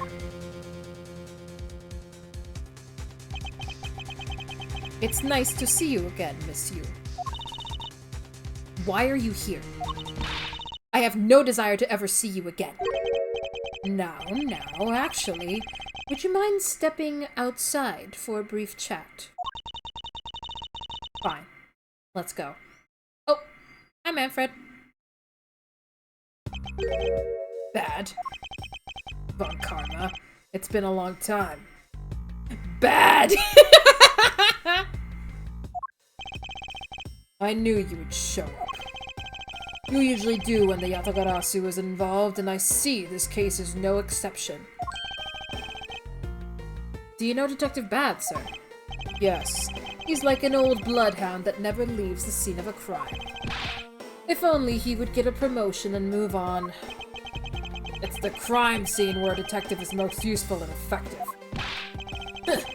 It's not like I don't know that. Moving on, though, Bad. The man that I just passed by. Was he not the suspect from the KG-8 incident? So I was right. Just what is that man doing wandering around here? That's Faraday. I can't believe he let such an easy catch get away. Imbecile! I would have proved his guilt in 3 minutes! Von Karma! I think you've said enough for now. It's in poor taste to talk like that about the departed. Very well. Back on topic. I'm placing Edgeworth in charge of the investigation. Objection! Oh. What the? Oh my god! Oh my god, Francisca! She's so little! She's so little! Papa, how can you place him in charge? Francisca, just what are you doing here? I'm here for summer vacation. What else?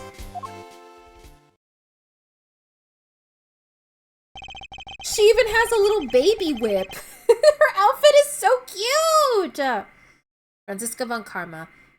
So she is here on vacation from Germany. She is the daughter of Manfred von Karma and a student of his who's also a junior to me. You're the one who's junior to me, and don't you forget it. You're not conveniently avoiding the bar examination, are you? If you were able to pass, then I'll have absolutely no trouble at all. I'll never allow myself to lose to you. Never! Why did she always have to be this competitive? Anyway, Papa, are you really assigning Miles Edgeworth to cover the case? Yes, I am. Why do you ask? Well, you know, I'm close to becoming a prosecutor myself. And I am 100% confident that I can do a better job than him. That's just like Franziska. She has no problem bad-mouthing someone right in front of them. Bad? Yeah. These two will be conducting the investigation. Oh my god, Franziska's gonna be my assistant? What? You want me to let both of these kids loose on the crime scene? Huh. This is a perfect opportunity for them to work on their prosecutorial skills. Crime scene is not a place for children to be messing around in. I'm the one with the authority over this crime scene. Bad. And I will not tolerate complaining. Ugh. Edgeworth! Franziska! I leave this case to the two of you. Understood, sir. Yes, Papa. I'll go ahead and take care of the paperwork. Remember, I'll accept nothing but a perfect report from the both of you. Do not disappoint me. She's so fucking cute. Hold up, Von Karma! I still haven't agreed to this! Miles Edgeworth. It's been quite some time, Franziska. This will be the perfect chance for us to see which of us is truly worthy of the Von Karma name. Would it kill you to at least say hello? Dumb. Long time no see. Aww, cute. Very good.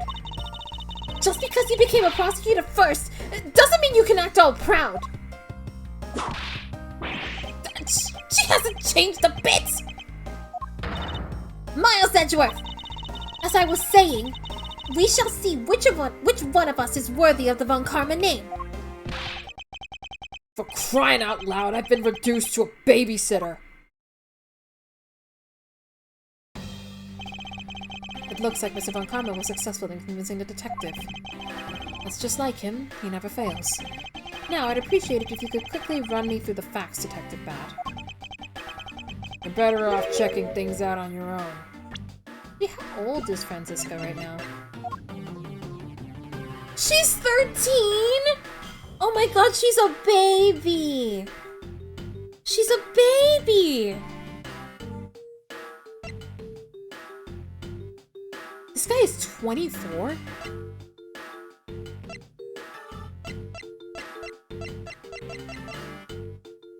How old is Miles? I would have to believe he's 18 at this point. 18 or 19. I think he was 18 when he did a case in Ace Attorney 3. So he's either 18 or 19.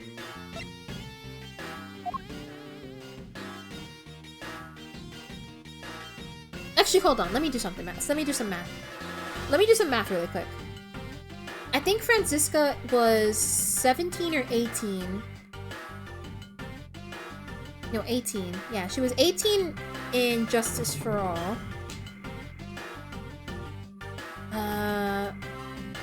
And I think Phoenix was 24 during that game.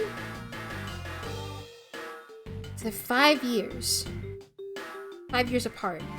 So I think Edgeworth is 18. I think Edgeworth is 18.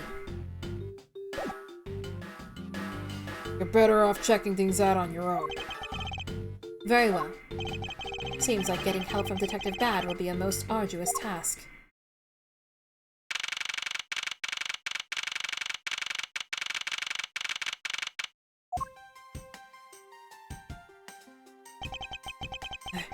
Is the only real explanation that they killed each other simultaneously? Miles Edgeworth! You should listen to someone until they are finished talking! What are you talking about? I'll only say it one more time. This is a competition to see who is truly worthy of the Von Karma name. Competition? The person that figures out the truth first wins. Huh. So the person who doesn't discover the truth is a dishonor to the name. Exactly! I don't care that you became a prosecutor before me. I simply refuse to hear any more foolish things from your foolishly foolish mouth! Fine. Whatever makes you happy. Can I take that as you accepting my challenge? Once again, whatever makes you happy. Ah, well then. Oh, thank you. I got a banana.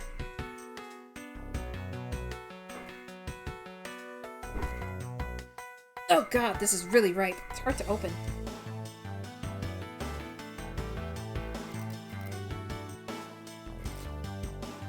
There we go. Kind of squished it a little. I got it open.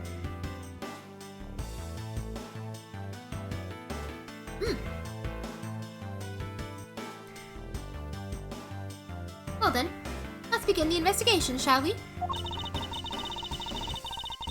I'm going to find the perfect evidence to prettily present it like the professional I am.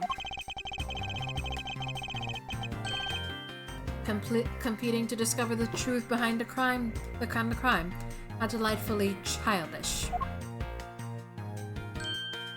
Oh. You kids over there, hold it! Kid? Ha! Serves you right, Miles. He just called you kid. I said kids, kid. How dare you call me a kid as well? I'll do what I please, and I won't allow you to cause a ruckus on my crime scene. Hey, big guy.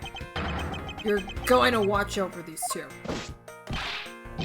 Yes, sir, Detective Bat, sir. Now, do what I say from now on, kids, okay? You'd better not get in our way, Scruffy. You'll feel the bite of my whip if you do. Eek! Then you... prosecutor boy. Let's get your investigation started already, alright? Great. Now even that detective is treating me like a child. Alright, it's time to get investigating. Get a move on, prosecutor boy.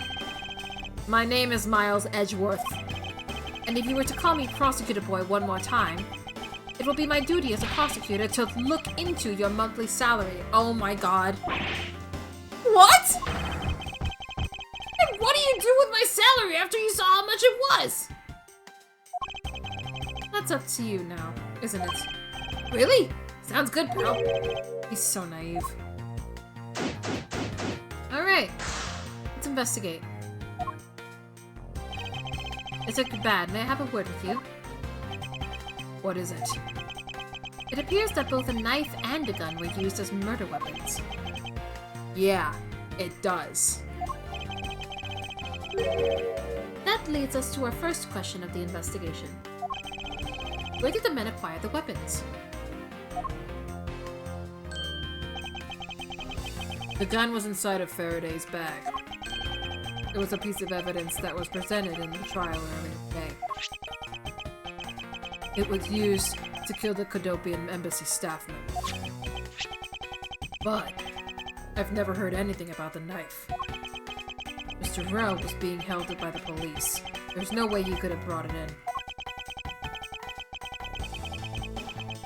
Which means it's possible that Faraday had the knife on him from the start as well.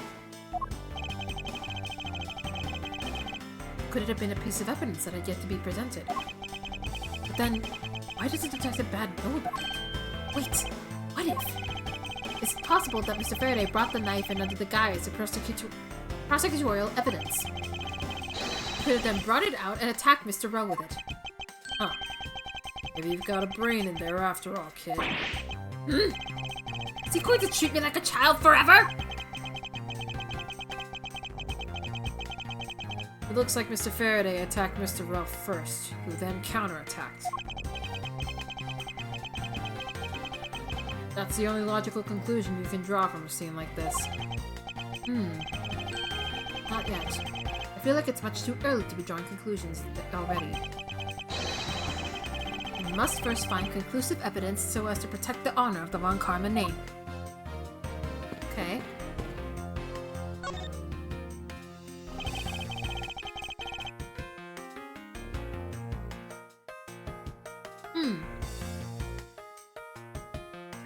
hold on.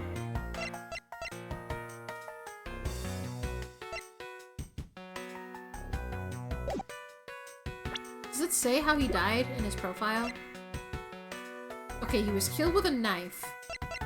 And he was killed with a gun. He's holding the gun and he's holding the knife. Wait, that doesn't make any sense, like right off the bat. Already that doesn't make any sense. It looks like Mr. Faraday fell on top of Mr. Rell. At first glance, it seems like they must have killed each other, however. Using logic, the only logical conclusion is... Aha! What was that outburst for? My detective instincts just hit me real hard. It was Mr. Rill that fell first, see?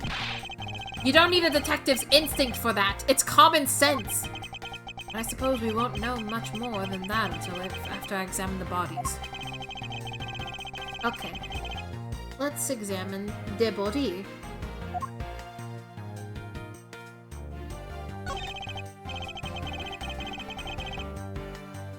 Mr. Faraday.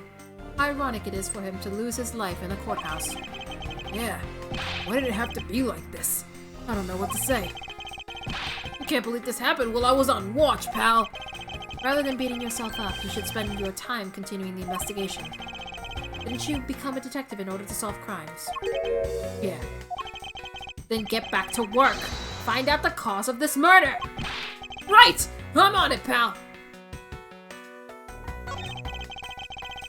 First he killed a Cadopian embassy staff member, and then he was murdered himself.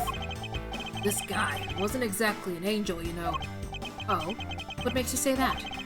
Well, he's been hauled into the precinct several times for theft and assault, pal. So yeah, he's definitely the type to have committed a murder or two. Well, he did admit to killing Mr. Deadman. Hey, good point, pal. I knew my detective intuition was telling me something. Detective intuition? Yup. You know about it? It's a special feeling that all We don't have time for this conversation right now. Let's return to the investigation. Okay.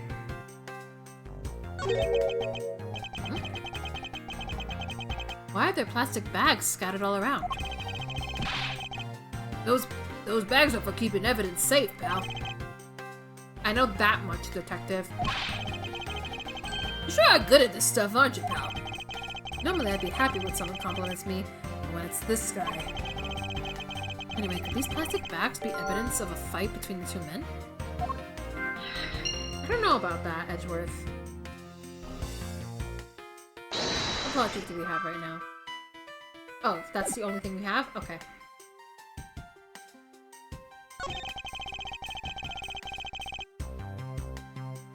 Looks like Mr. Faraday died while holding the gun in his right hand. So he shot Mr. Rell and then fell on top of him while still gripping onto the gun? I guess that does seem kind of strange, huh? I mean, why would Mr. Faraday know how to fire a gun? It's not exactly rocket science, even I know how to pull a trigger. Although I doubt I would ever need to use one. I hope I never have to fire a gun I hope I never have to fire a gun either, pal. But it sure does look cool to hold a gun in your hands. It appears that the police's screening procedures need a thorough review. Anyway, I should jot down some notes about the handgun in Mr. Faraday's hand. Okay. Anything else? Guess a knife. It looks like Mr. Rell died with a knife in his hand. There's some blood stuck on it. Then he must have used this as a weapon. Yep, no doubt about it.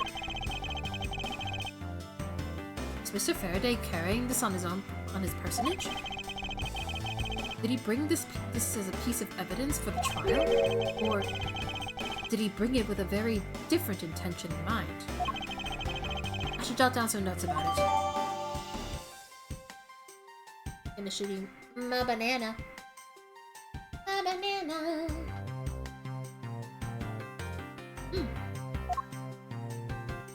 I guess that's everything, right? Oh wait, no, hold on, hold on. Ooh, actually there's something going on with his left hand. His hand is all black down here, see? Wonder what it could be. If you look closely, this blotching powder resembles an ink stain. An ink stain? Yes. I usually get ink on my own hand when I use my feather pen. A feather pen? I've never seen one before. Sure you weren't just making it up, pal? Okay. Mr. Rell's cause of death was from being shot, correct? That's what we think, but it's hard to tell with him lying face down. Death is bad enough, but it's truly lamentable that someone would try to hide the truth. You sure they were trying to hide something? Can't confirm Mr. Rell's cause of death with his body positioned like that. Detective Bad, I'd like to examine the bodies in further detail if possible. What's this? You're not able to form a theory with them the way they are?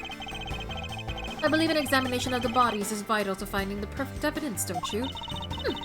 I suppose you do have a point. Well, hurry up and get on with it! Labby.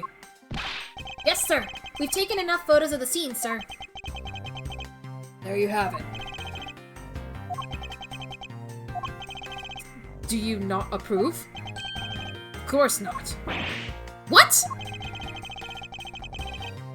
Investigation of a crime scene is the work of a detective, so don't touch a thing. Hey, big fella. Turn over the bodies for me, will you?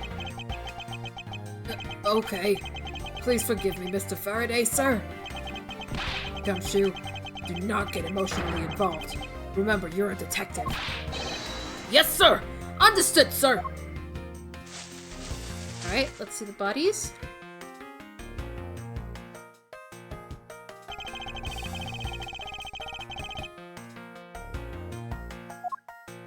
Okay.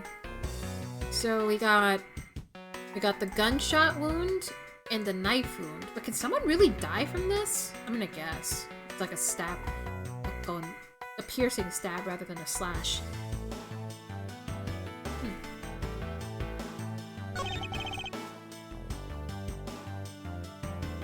Shot in the chest. It takes some guts to fire a gun in a courthouse. I mean, I've been a detective for a whole week and I still haven't fired a single round yet. There aren't any burn marks on his clothes. That must mean... Wait, burn marks? A round grows hot, very hot, as it is discharged from a firearm. Therefore, burn marks are usually left when the shot is fired from point-blank range.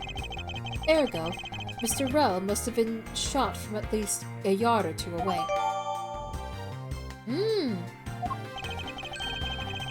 Sure you know a bunch of neat stuff for your age, pal. Apparently, this detective has as much common knowledge as your everyday marsupial. Nothing like the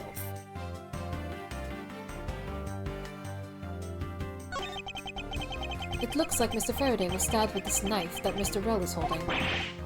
Ouch! What's wrong, detective? My stomach started to hurt from just thinking about being stabbed. Just keep your mind on the case, alright? Oh wait, oh Gumshoe. There's something in his breast pocket. It's a fountain pen. Hey, you know I always keep a pencil behind my ear.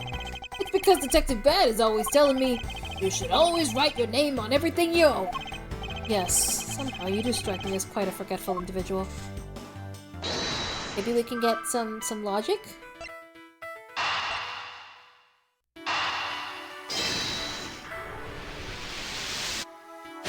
Yes! That splotch on Mr. Faraday's hand.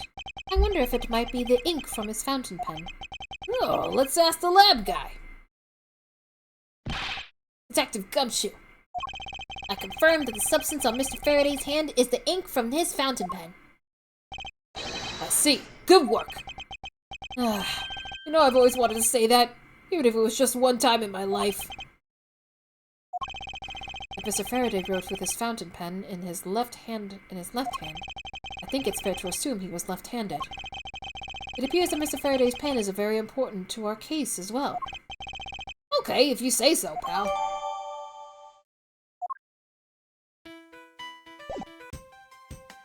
Okay.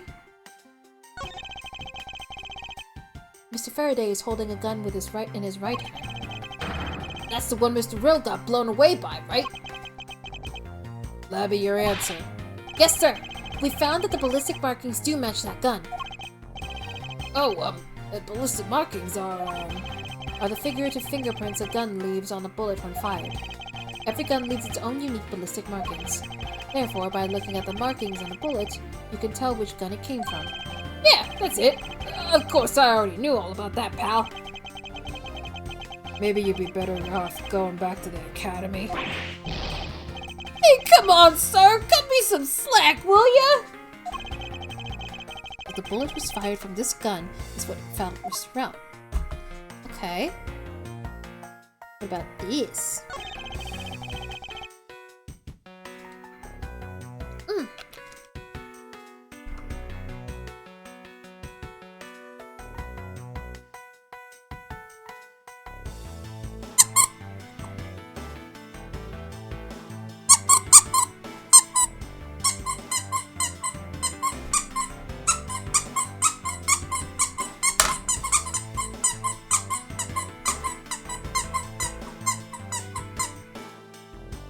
Oh my god, I kind of have an idea. Hold on.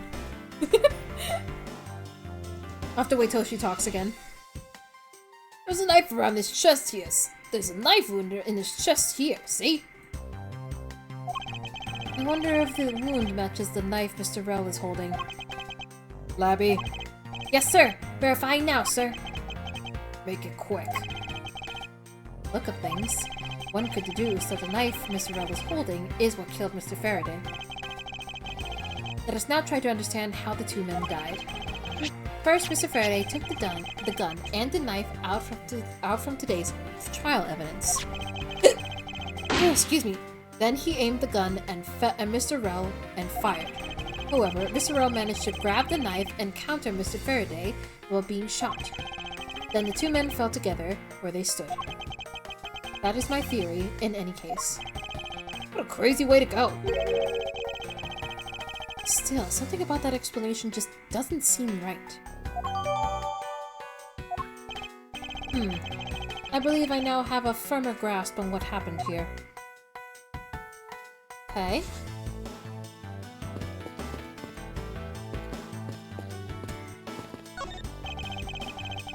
There's some stuff in the bag, pal. I suppose this was Mr. Faraday's bag. It's probably the trial evidence I was supposed to collect from him. This is the evidence? Ugh, I better not touch it. I'll leave prints on it.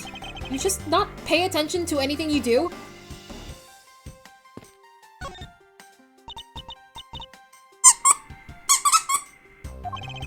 Did you figure something out?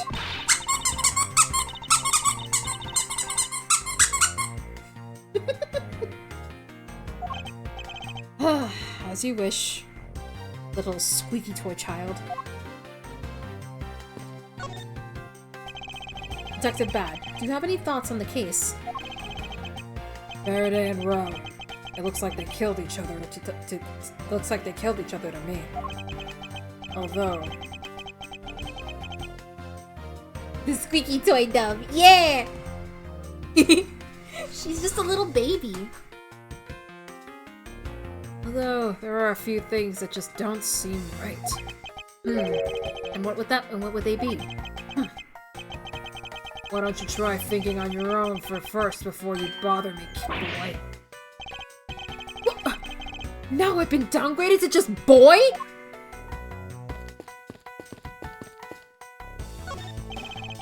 It looks like this sofa is ready to be disposed of. It's so soft, I could sleep for all 25 hours of the day on this thing. If only I could dispose of him. Alright, can we examine the gun? No. We can examine the pen, though.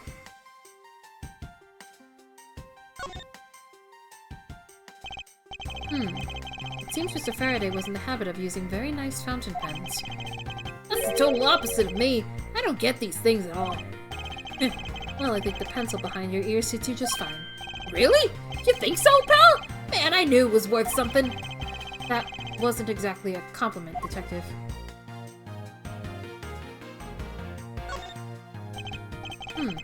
This looks like a quality nib. Hey, let me test it out, pal. Ooh, this is really... I got ink all over my hand! Detective Gumshoe, don't ever play with the evidence like that again!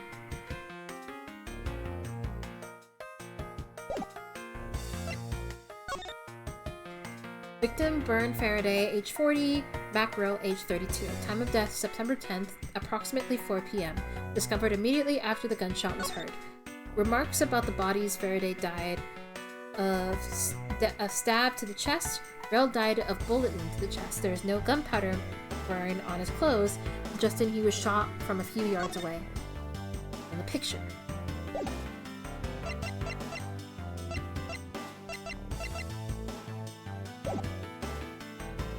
Let's do some logic. Never mind, there's no logic.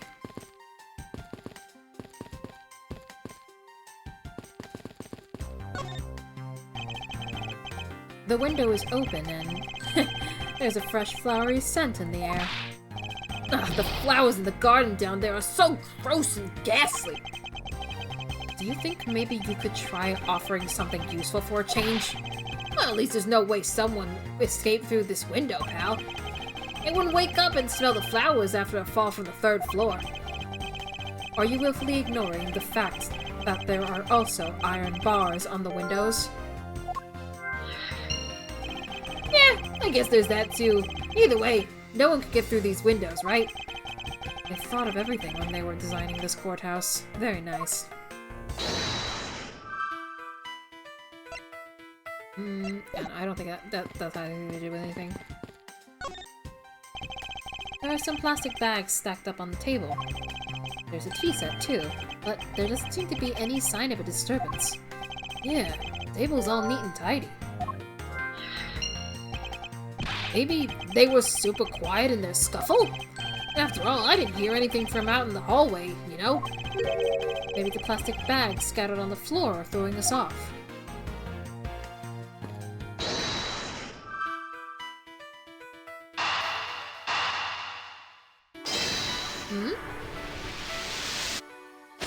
Yeah. There is a very tidy pile of plastic bags on the table. And yet a portion of them wound up scattered on the floor as well. It's not likely that the ones on the floor were knocked over during the struggle. In which case, might there not be another explanation as to how they got there? Another reason? I believe it's possible that the blood on the outside of the bag is related somehow. Please get that blood away from me, pal! Detective Gumshoe, whose blood is on this bag? Hold on. Let me ask the lab guy. Alright, please hurry. Wait till you get a load of this, pal! It's Mr. Faraday's! Oh, and the technician said they didn't find anything else on or in the bag either. It would appear that this bag is a very important piece of evidence. Okay, if you say so. I'll leave it in your hands, pal. Okay.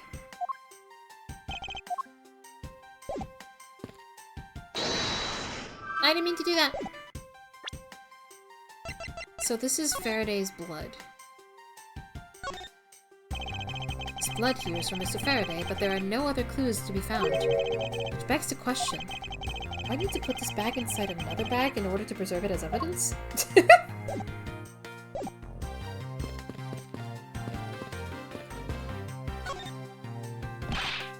Whoa! What is it, Detective Gumshoe? My TV at home is so tiny compared to this one, pal! Then perhaps you should purchase a more normal-sized television like this one! I don't know, Edgeworth, that's a pretty big TV. I don't think that's normal-sized. Oh, let me see here. Wow, this thing is huge! Oh. Ah! And way too noisy! Oh, hold on.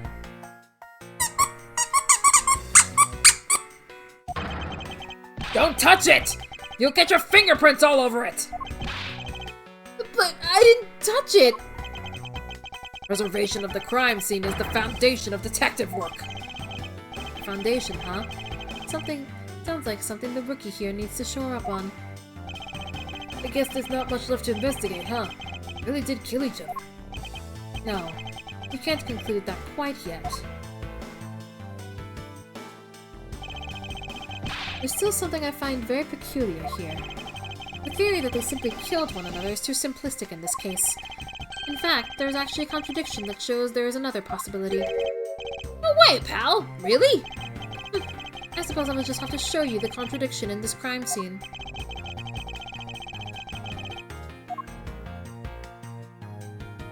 Is it the... Yeah. Yeah, because he's left-handed. Right? Eureka! Now we come face to face with the contradiction I spoke of, and it is this! Mr. Faraday used his left hand to write with his fountain pen. Ergo, he is left-handed. And yet the handgun is in his right hand. Don't you find it odd that the left-handed Mr. Faraday would hold the gun in his right hand? That, ladies and gentlemen, is the great contradiction.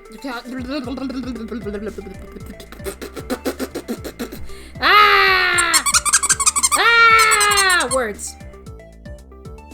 That, ladies and gentlemen, is the great contradiction haunting this crime scene. Gotta appreciate how Phoenix-like Edgeworth can be at times. It's cause he's gay. It's cause he's gay. It's gay and he's in love with Phoenix, and so his little mannerisms rub off on him before he even realizes that he is gay. He's a homosexual. He's gay. Yeah, you're right, pal. That does seem kind of strange. But how could something like that happen? Wait, how old is Gumshoe at this point? He's 26! He's 26! Meanwhile, the judge has no age. No one knows how old the judge is. The facts add up to one conclusion and one alone. Someone else put the gun in Mr. Faraday's hand after he died. Someone else? Plastic bags scattered on the floor and the gun in the wrong hand. I sense the presence of a shadowy figure behind this case. A person of vile intent who is serious about keeping the truth from us.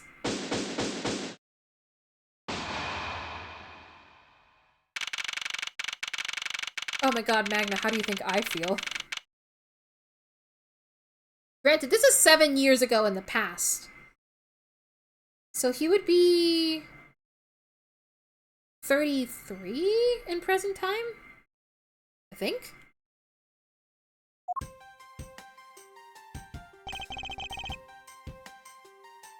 Here's the autopsy report. Oh, hold on.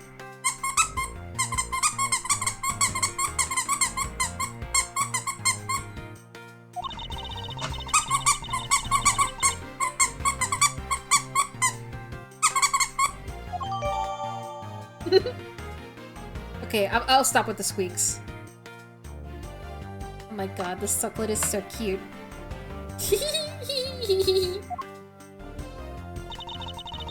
It looks like we now know everything we need to know about this case. Are you sure we know everything? Of course! The incident began with Mr. Faraday attempting to get his revenge. The prosecutor went into a rage from being accused and tried to kill the defendant. But the defendant fought back, and they ended up killing each other. It's all very clear and simple. There's absolutely no margin for doubt. Do you really believe that to be the truth? Ha! Are you saying that just because I figured out the truth before you, that you don't want to believe it's true? It's alright if you disagree with my argument. Then prove it. It's alright. If you disagree with my arguments, then prove you're wrong. Well, if there are any contradictions to be found, that is. Don't worry, I will.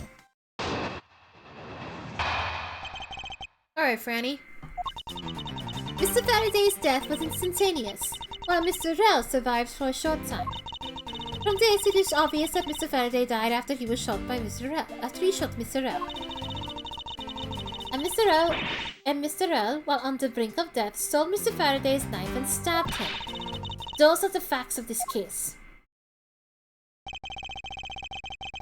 Mr. Faraday's death was instantaneous, therefore he must have attacked first. Proving that logic to be false is probably the fastest way to show her that she's wrong. In that case, I should first look for any holes in her theory.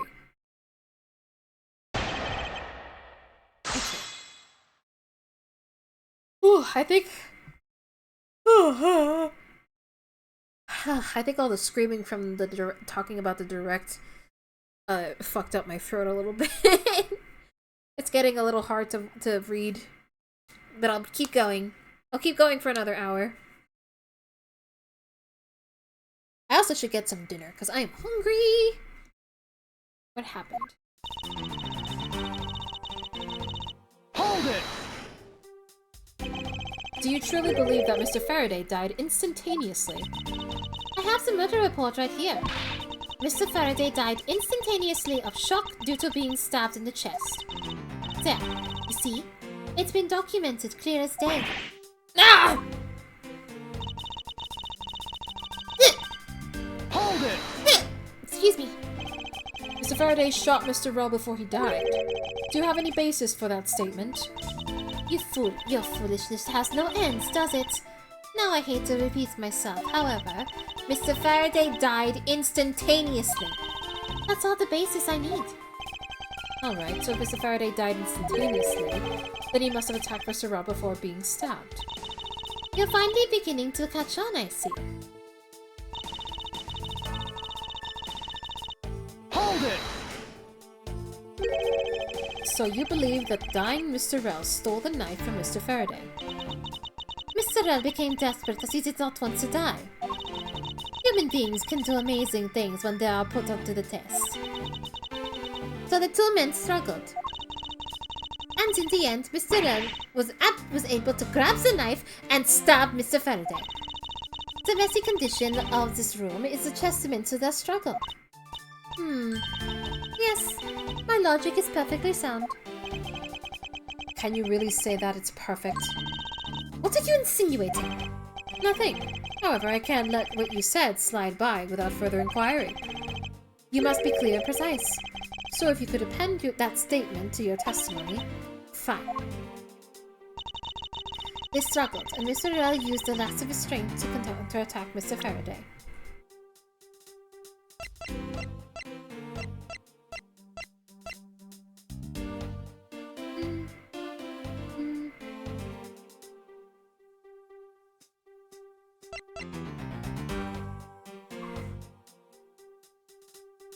Objection!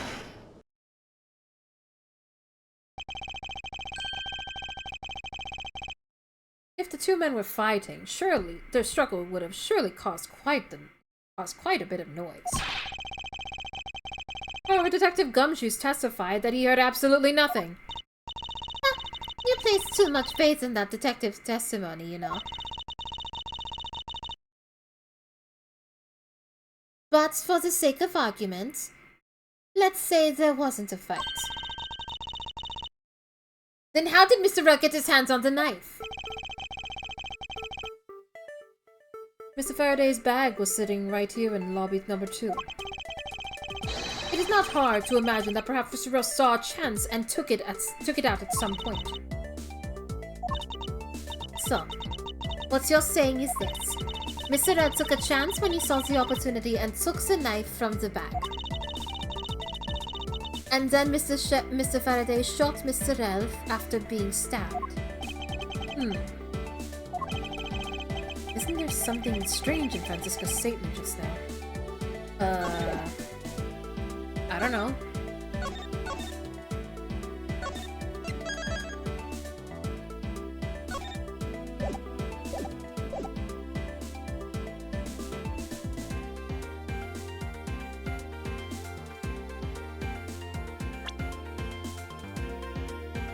Mr. Rell took a chance when he saw the opportunity and took the knife from the bag. And then Mr. Faraday shot Mr. Rell after being stabbed.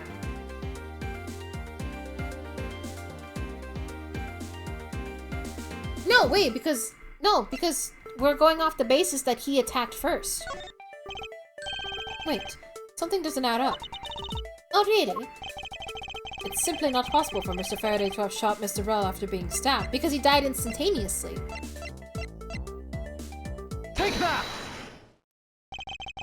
According to the coroner's report, Mr. Faraday died instantaneously, meaning that he died immediately upon being stabbed by the knife. Grab the knife, grab the knife, grab the knife, grab the knife, grab the knife, grab the knife. Ergo, he could not possibly have fired the gun after that! Ooh, you got me. But of course.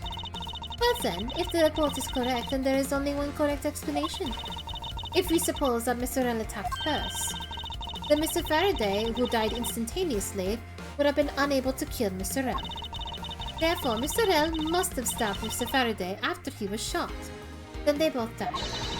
That is the only explanation that makes logical sense. Negating your opponent's ideas in order to prove your own theory. I see you've been studying, Franziska. I just wanted to explain it to you as simply as possible, before you foolishly propose a foolish theory that only a foolish fool like you could. How naive of you to believe that only your opinions are valid, and still expect to discover the truth that the crime scene offers you. Franziska, you've still got a ways to go. What are you talking about? Are you saying that there's a flaw in my logic? Mr. Faraday died instantly, and the fact that he did is what gives rise to the contradiction in the scene. Yeah.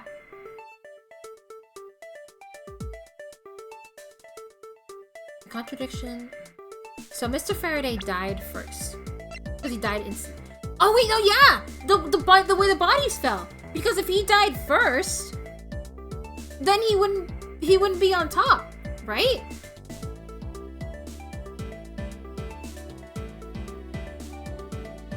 Okay, let me see. Hold on. So he shot him, and he stabbed him. He died instantly after being stabbed.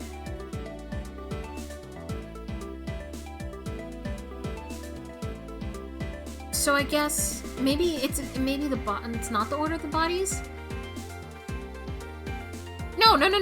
If he died instantly, he would have fallen.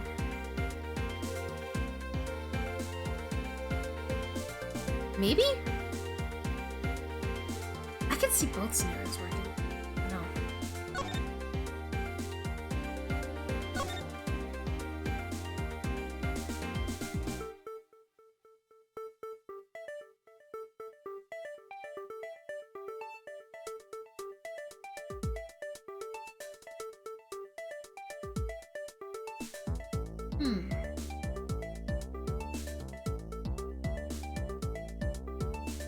Yeah, he also died. So, like, the order that's happening, the order that I think they're proposing is that Faraday shot Rell.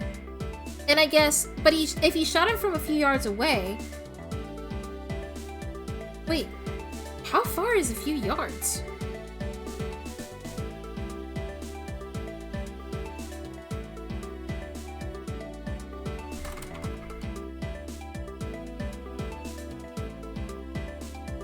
Okay, that's 3 feet, so... Yeah, no. He would have to have died. He would have to have been shot from across the other side of the room, right? So, I'm guessing... Yeah, exactly. So, maybe what could have happened is, if you go by this logic, he shot him from, maybe from, like, across the room, and maybe, because he was still alive for a little bit, he grabbed the knife and then ran towards him and stabbed him and then killed him instantly. I'm guessing. The question is, could it have been possible that they fell at the same time and he ended up on top of him? Or did he fall first and then... Or did he die first and then fall down and then he also died? That's the question.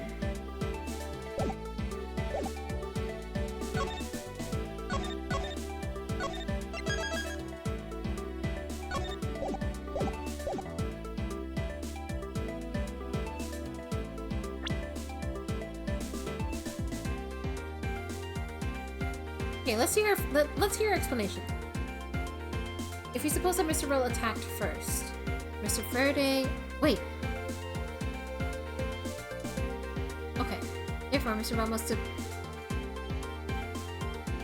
Yes, he stabbed Mr. Faraday after he was shot. Then they both died.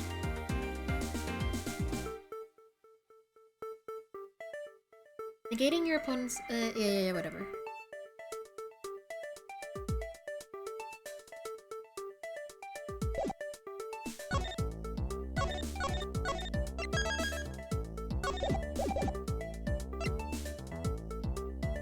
Maybe the order the bodies fell?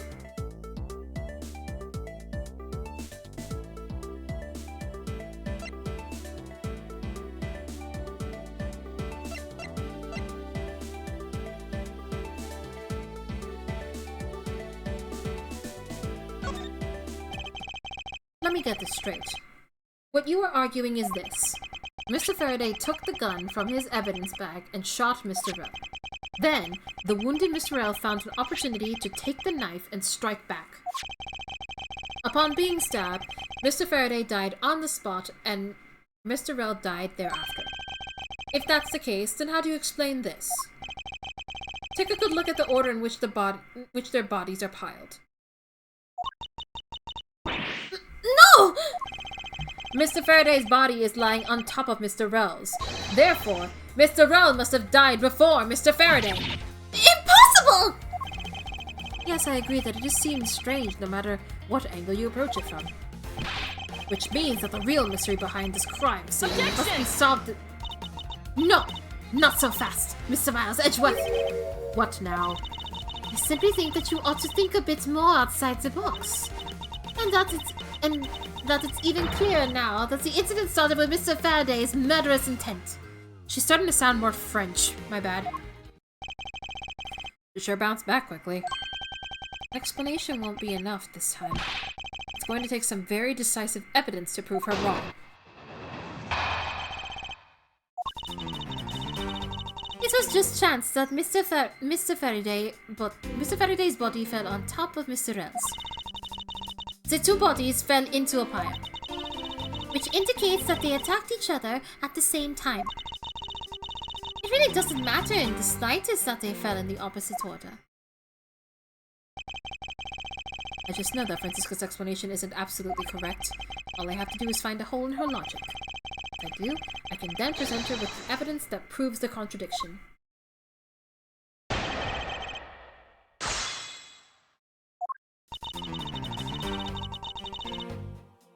Hold it! Just chance, huh? Objection! About that. Pressing someone's testimony in order to gain some time to think. You're a one-trick pony, aren't you? It's too bad your trick only works on fools. That wasn't my intent! I simply wish for more details as to how Mr. Faraday ended up on top of Mr. Rell. Someone's impatient. I was just about to explain everything to you. So do you think you could hold on for 1 minute? Ah! Francisca, make you a deal. I'll hold on if you hold on to that. I'll hold on if you hold on to that whip of yours. Oh, I'll hold it on though. I'll hold on to it all right as I whip you. Ah! Well, now that you've quieted down for a bit, now that you've quieted down a bit, I'd like to continue if you don't mind.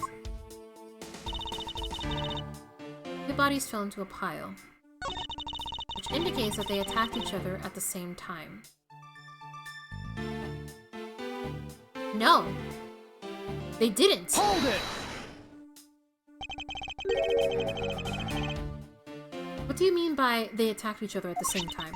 I assume Mr. Faraday had the two different weapons in his hand. He made to attack Mr. Rell while holding both the knife and revolver. And then, after Mr. Faraday fires a gun, Mr. Rell grabbed the knife as he was falling and stabbed Mr. Faraday. That is how Mr. Rell wound up on the bottom with Mr. Faraday on top. At close range, that is more than possible. It's possible, but... Well, if you have any other ideas, then show me what you've got! Oh, I will. And to that extent, I'd like for you to append what you just said to your testimony. Oh wait, no, yeah, because he was fired from yards away. That's the only points to that, but as you please. The fact indicates that they attacked each other at the same time from close range. Wrong! Wrong! Objection! So, you believe they killed each other at close range. Sorry, but that's impossible. Just as it is written in the crime scene notes, the firing of the handgun did not leave a gunpowder burn on Mr. Rell's clothes. Therefore, Mr. Rell and the gun must have been separated by a distance of at least 2 or 3 yards. Ah! Yes, this is by far the biggest contradiction. The two bodies are piled up on each other, yet the gun was fired from a distance. And with there being no chance that Mr. Rell moved that far after being shot, that leaves only one possible explanation. What a completely foolish line of foolish thought from a thoroughly foolish fool! If I'm not right, then who was it that made the first move with the intent to kill, huh? Who? The person that attacked first with murderous intent? That would be...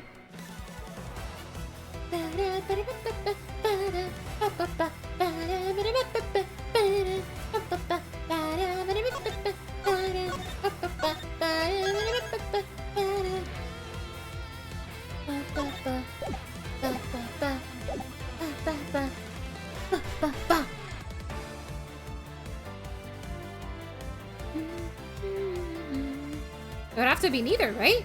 I don't think it was either of them. Here in this room, contradictions appear no matter which man we claim attacked first. Thus, there can be only one explanation. There was a third person here! It was that third person who killed both Mr. Faraday and Mr. Rell, and set their bodies up to make it look like a double murder. That third person is the real culprit. Miles Edgeworth, there's just one thing you're missing. Evidence, correct? Exactly. Everything you've said up until now is nothing but a story played out in your head.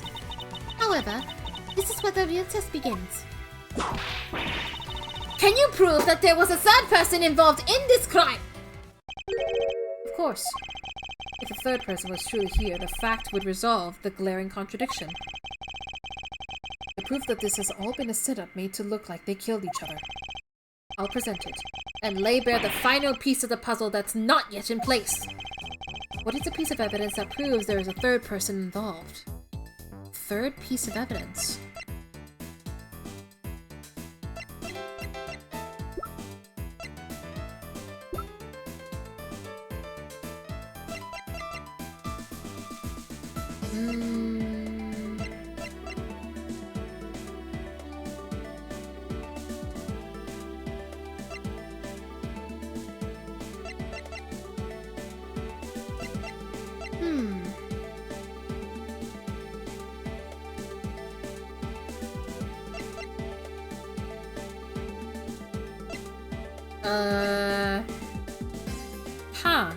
The third piece of a piece of evidence that proves there's a third person involved.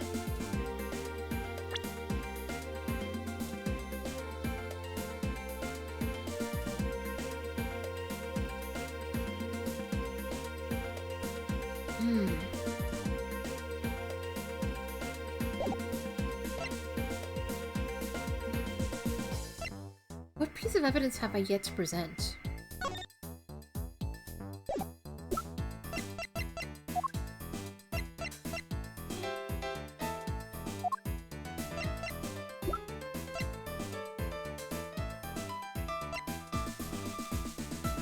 Presented this, presented the gun, presented this and this.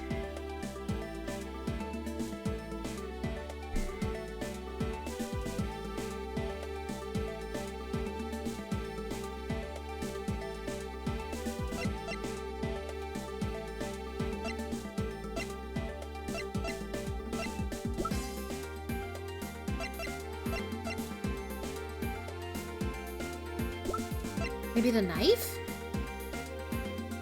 Because, like, we just assume the knife is part of the evidence. We don't really know if the knife was part of the evidence.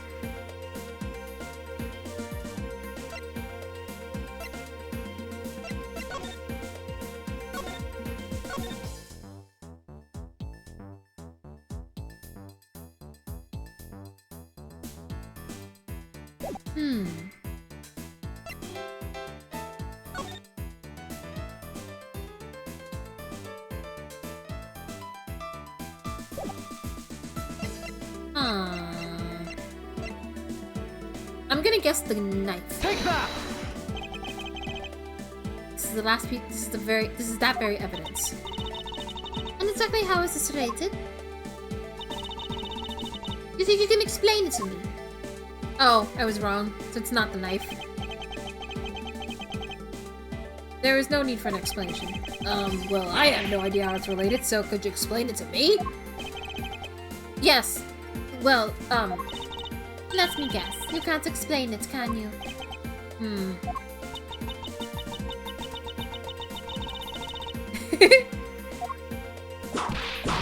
Ah!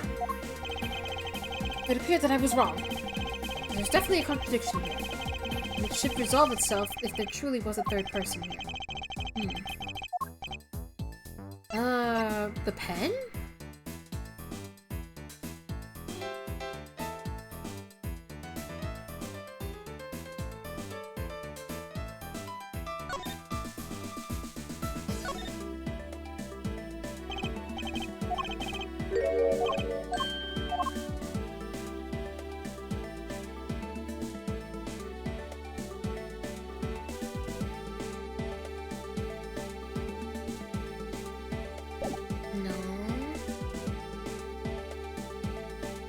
Take that! The pen? Nope, it's not the pen either.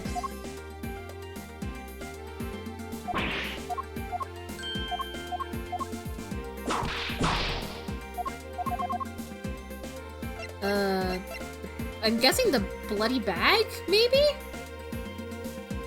Take that! Oh, it was the bloody bag, Lemao. The gun in Mr. Faraday's hand and the plastic bag with his blood on it. These two items point to the presence of a third person. How? How so? Recall Detective Gumshoe's testimony. I was in the hallway the whole time, but I didn't hear a single peep of a struggle. If there wasn't a struggle in this room, then there shouldn't be any plastic bags on the ground. Oh. Meaning that someone else must have deliberately scattered them around. Do you not see the possibility in this? Disregarding the gun for the moment. There's a high probability of blood splatter when the knife is used on a person. If the culprit held the knife with a plastic bag around it, they could use the bag to catch any blood splatter from when they withdrew the knife. Then, by spreading a few more plastic bags around, mixing the bloody one in with them, and arranging the room to make it look like there was a struggle between the two, they were able to conceal their presence. Ah!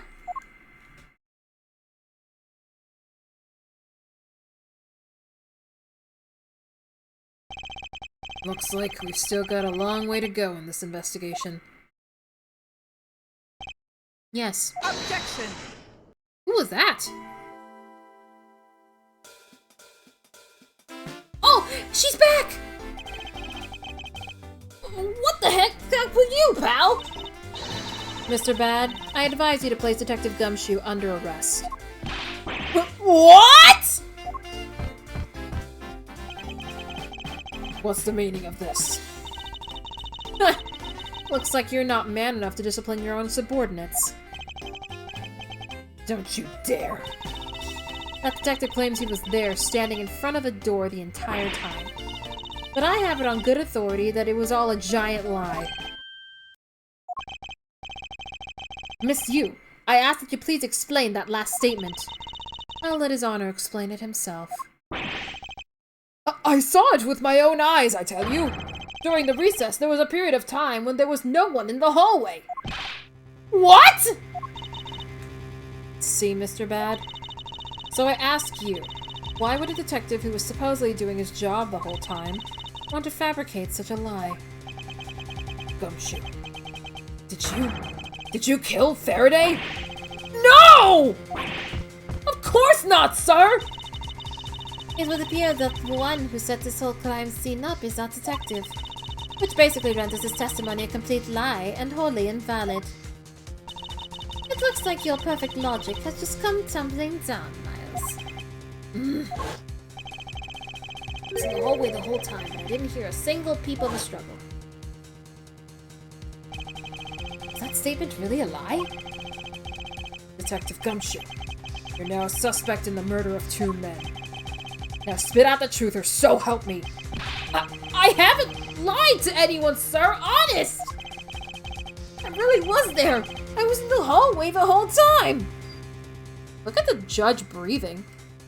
He is like huffing and puffing over there. Like, look at him. Hold on.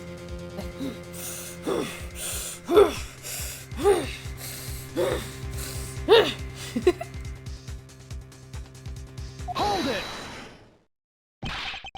Detective Bad, I ask that you please do not act without my permission. After all, I am the one that is heading up this investigation, am I not? Don't talk like you know what's going on, boy. All I want for this investigation to run perfectly. Perfection is the only wish of a disciple of Von Karma, after all. Therefore, before you take Detective Gumshoe into custody, I'd like to set the record straight on something. And what's that? What should I ask Detective Gumshoe about? What's the state of the hallway? Detective Gumshoe, I take it that no one else was in that hallway at any time, correct? Huh? Of course not, pal! You're being awfully defensive. Might you be hiding something from me? Watch your mouth, pal! I can't go around saying stuff like that about me without any evidence. I suppose you're right. I have no evidence at this point. Miles Edgeworth! How can you be losing a battle of wits with this detective? You're a disgrace! Maybe I should ask about something else. Why he wasn't in the hallway? Detective Gumshoe, why were you missing from the hallway for a span of time? Look, pal, like I said, I was there the whole time, okay? But there is testimony against you that. Miles Edgeworth, why are you wasting your time with a completely useless question? The only logical reason as to why he was absent is why he was busy committing the crime. Anyone who says otherwise is a fool. Fuck me for wanting to get more information. I suppose the one thing I'd like to clarify is Detective Gumshoe's motive for committing this crime. Motive, huh? Gumshoe, you got a grudge against Faraday or something? No, sir, not me! Not a single bad thing against Mr. Faraday, sir! Is that a fact? Objection! Her voice is awesome. You really have a problem with lying, don't you, Detective Gumshoe? I'm telling you, I am not lying! The more unnatural you act, the more suspicious you become, you know. If you want a motive, Edgeworth, I have one for you right here. Could you please share it with us? However, be forewarned that I won't hesitate to object to flights of fancy, because all I'm interested in is the perfect explanation. You're serious, aren't you? Fine. You amuse me, so I'll humor you with a little courtroom practice.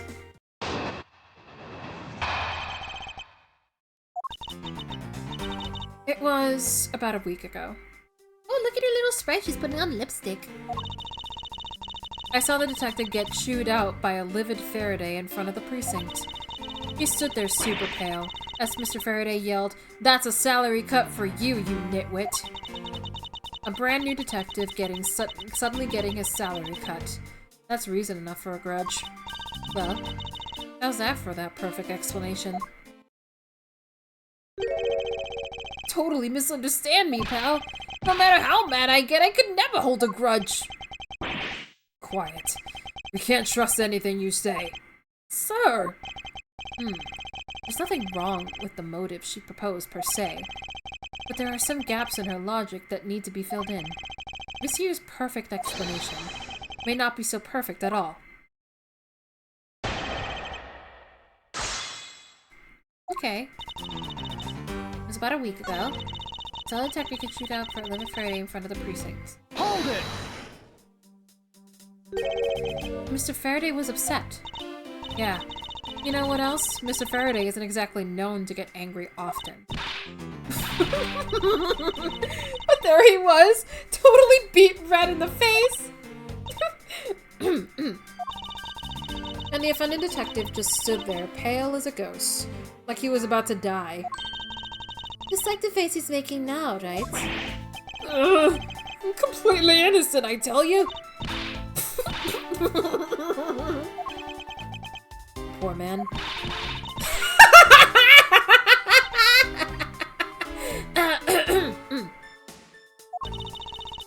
It was quite the scene with the detective.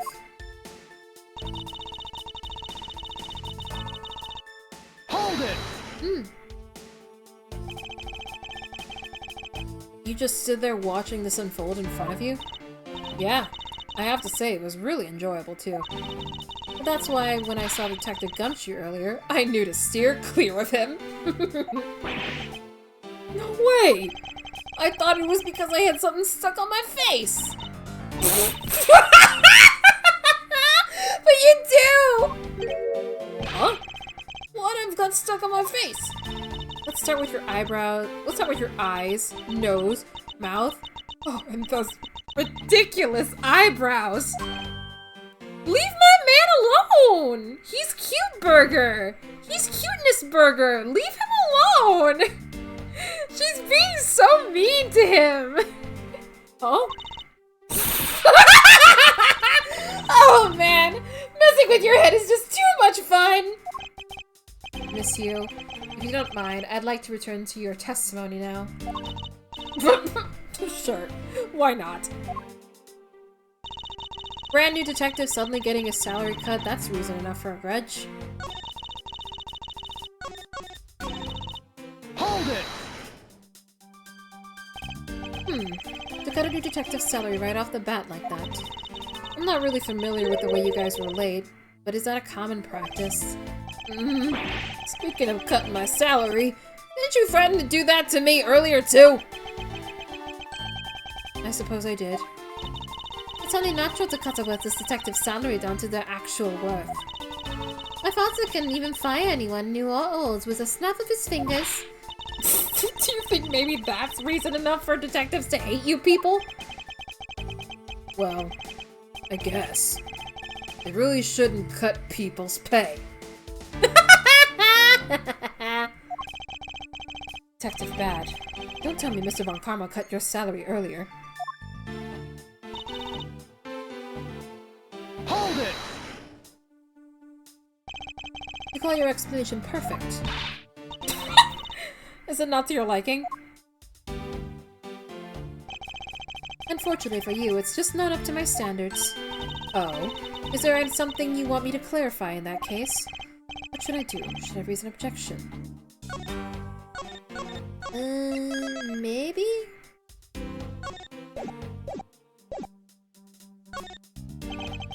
Alright, if you could clear this one thing up for me.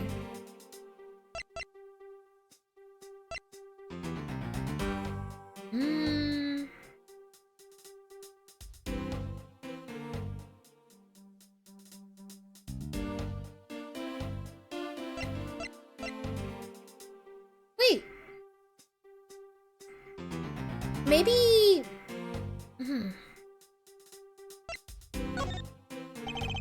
I understand Detective Gumshoe's potential motive for killing Mr. Faraday. However, what about his motive for killing Mr. Rell? His motive for killing Rell? Like I would know.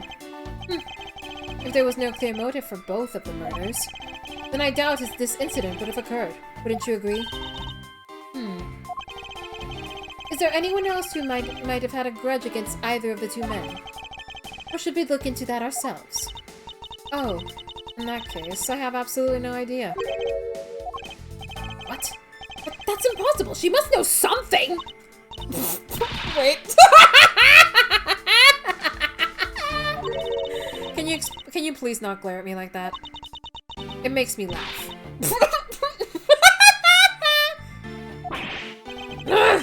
I didn't even do anything and you are already laughing away! Well, anyway. The way I see it, as long as he had a motive to kill one of the two, this crime would have played out the way it did anyway. Oh? Would you care to explain your logic? And this time, please try to provide a truly perfect explanation. Perfect this, perfect that. Stop being so uptight. Or is that a requisite trait for being a Von Karma?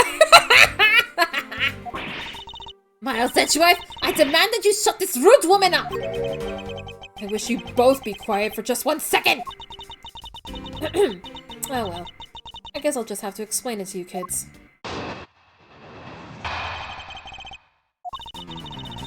There's no one out there with a motive to kill both Mr. Faraday and Mr. Bell. All you really have to establish is that someone had a grudge against one of the two men. Mr. Bell, who happened to be there, became a witness to Mr. Faraday's murder. Therefore, he was killed out of necessity, and set up to look like they had killed each other. I guess that makes a little sense. I wonder if that's really true. Is there no one out there with a grudge against both men? I should take another hard look at the evidence for this morning's case. The second KG-8 incident, as people are calling it, involving an embassy staff member, and the two men who both wound up as suspects in the case. Is there someone else I'm overlooking who is somehow related to them?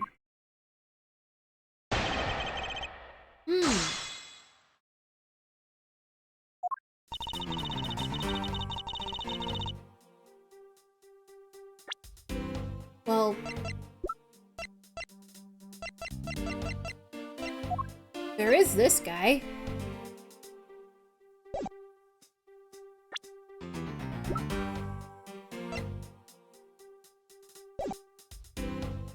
Hold it!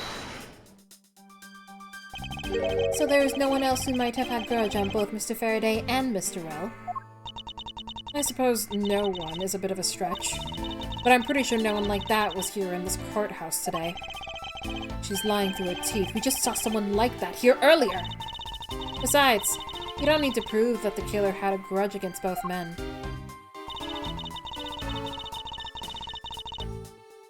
All you really have to establish is that someone had a grudge against one of the two men. Oh, 1 sec.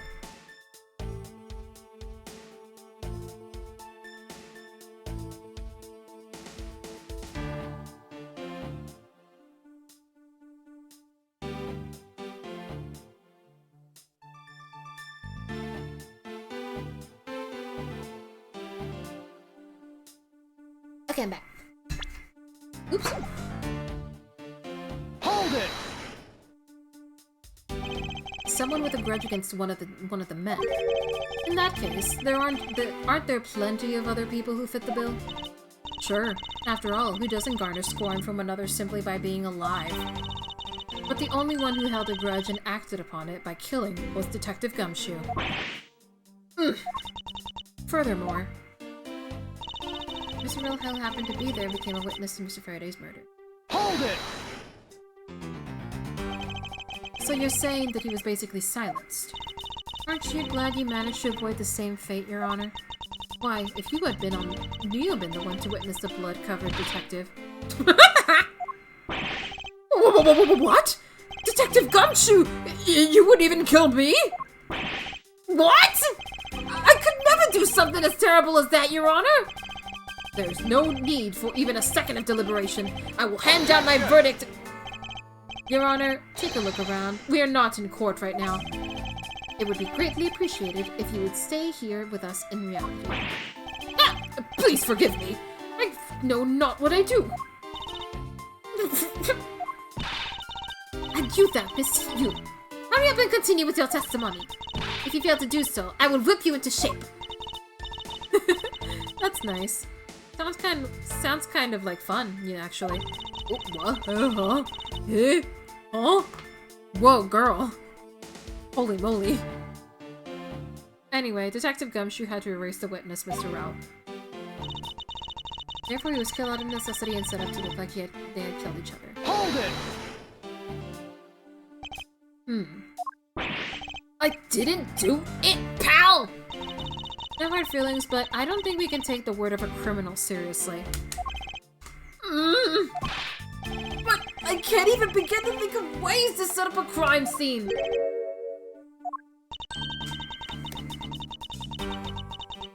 I suppose you do lack the necessary tactical mind required to do such a thing. Why do you have to kick a man when he's down, pal? You shouldn't put yourself down, detective. You're a big boy. I bet you thought it all up by yourself, right? Yeah, that's right. And I worked real hard at it, too. I think this proves one thing about the detective. He has the mental equity of a worm! Oh, Gumshoe. I have to admit her explanation makes sense. However, there is also something she overlooked in her testimony. I should present that piece of evidence and see if I can make her see the truth. Okay, I think I know what it is.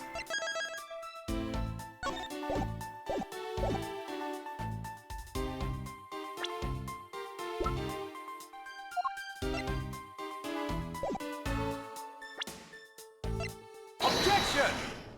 Yes!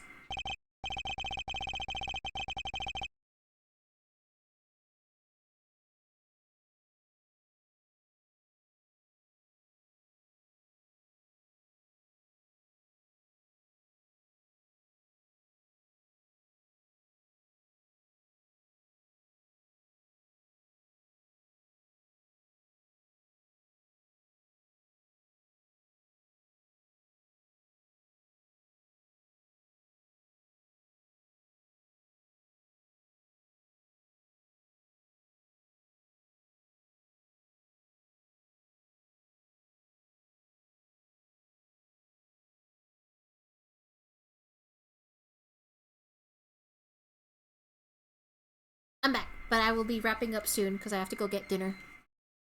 Miss Yu, I believe there is someone you overlooked making your statement. Or rather, is it because you'd rather not bring this person up? What do you mean? We are looking for someone with a reason to kill both Mr. Faraday and Mr. Rell. I can think of at least one person that fits the bill. He was the suspect in the original KG-8 incident. And a member of the Kodopian embassy staff, Mr. Manny Cochin. That's true, he was here. That's right, the very man who came to visit you earlier out in the hallway.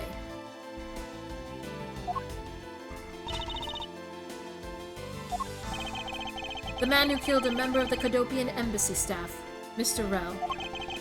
And the man who was the lead prosecutor of the KG-8 incident, Mr. Faraday. Are you telling me that the Mr. Cochin has no reason at all to kill both of these men? Well, I suppose he might have a reason or two.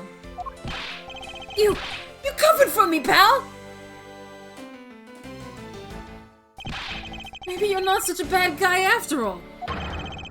Don't get ahead of yourself. You're still a suspect. Make no mistake about that. The perfect evidence, the perfect testimony. These are the only things I wish to hold. But I didn't do it! You will stay under my authority and go investigate Mr. Manny Cochin for me. And remember, I will not be very forgiving should any of this oh! You want to investigate Cochin? You'd just be wasting your time. And why is that? Cochin was up in the viewing gallery watching the trial. Or so I was told. Every cop in this place has been keeping an eye on the guy since he arrived. Since the only real suspect we have is still Detective Gumshoe. I suppose so. Oh wait, come on, Detective Bad! You've gotta believe me, sir! I really was in that hallway the whole time, sir! I never took a single step into this room, sir! Okay, then are you saying there was someone else who passed through the hallway? No. There was no one else, sir. Then why should I believe you didn't do it? That is one incredibly foolish detective. Santigan right in front of a crime scene all by himself. It's as good as a confession of guilt. I have to admit, it's a bit strange. Most criminals will fabricate some sort of lie to escape their crimes. And if that detective really wanted to prove that he is innocent, you'd think he would at least offer up "I spaced out while on duty" or the like. Come on, Gumshoe, time for your interrogation. Detective Bad?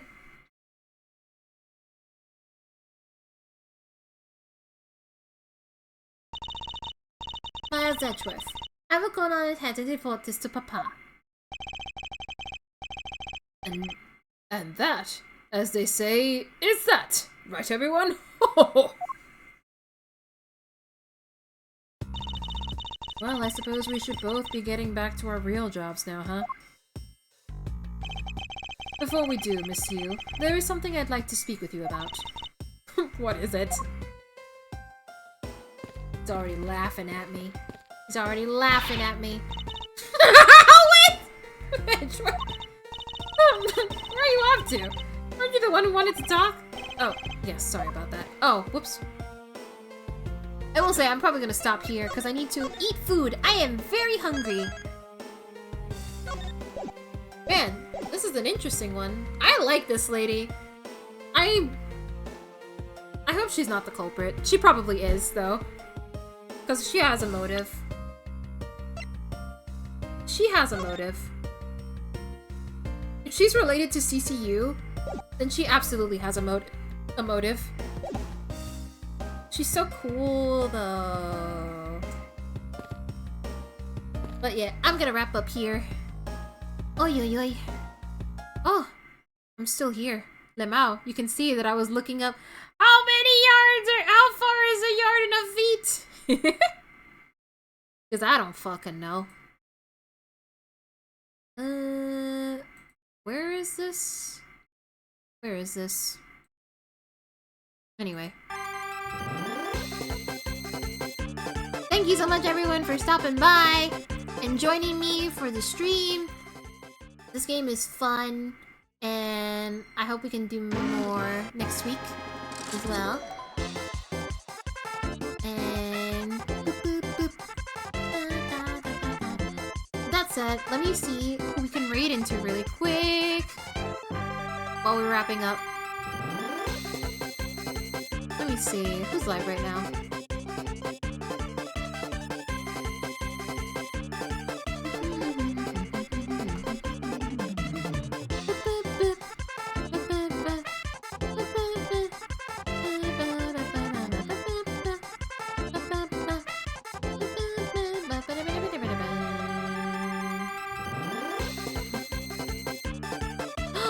I know who to raid! I know who to raid! I know who to raid!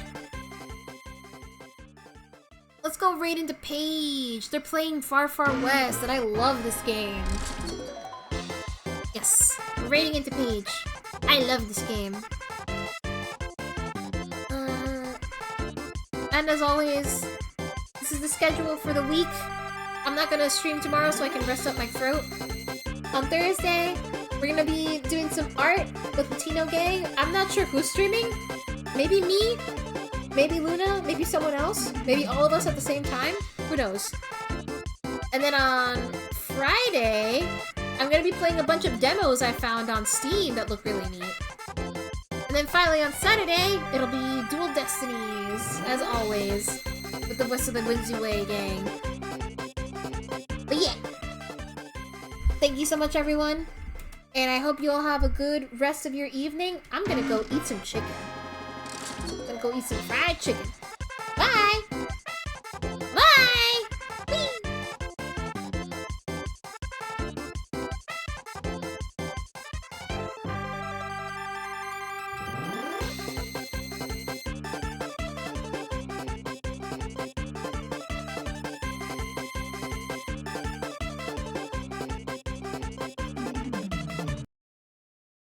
Beatles watching a Nintendo train. Long ago, there was a land called Hyrule, Wait a minute created by beings of supreme divinity. that is lost.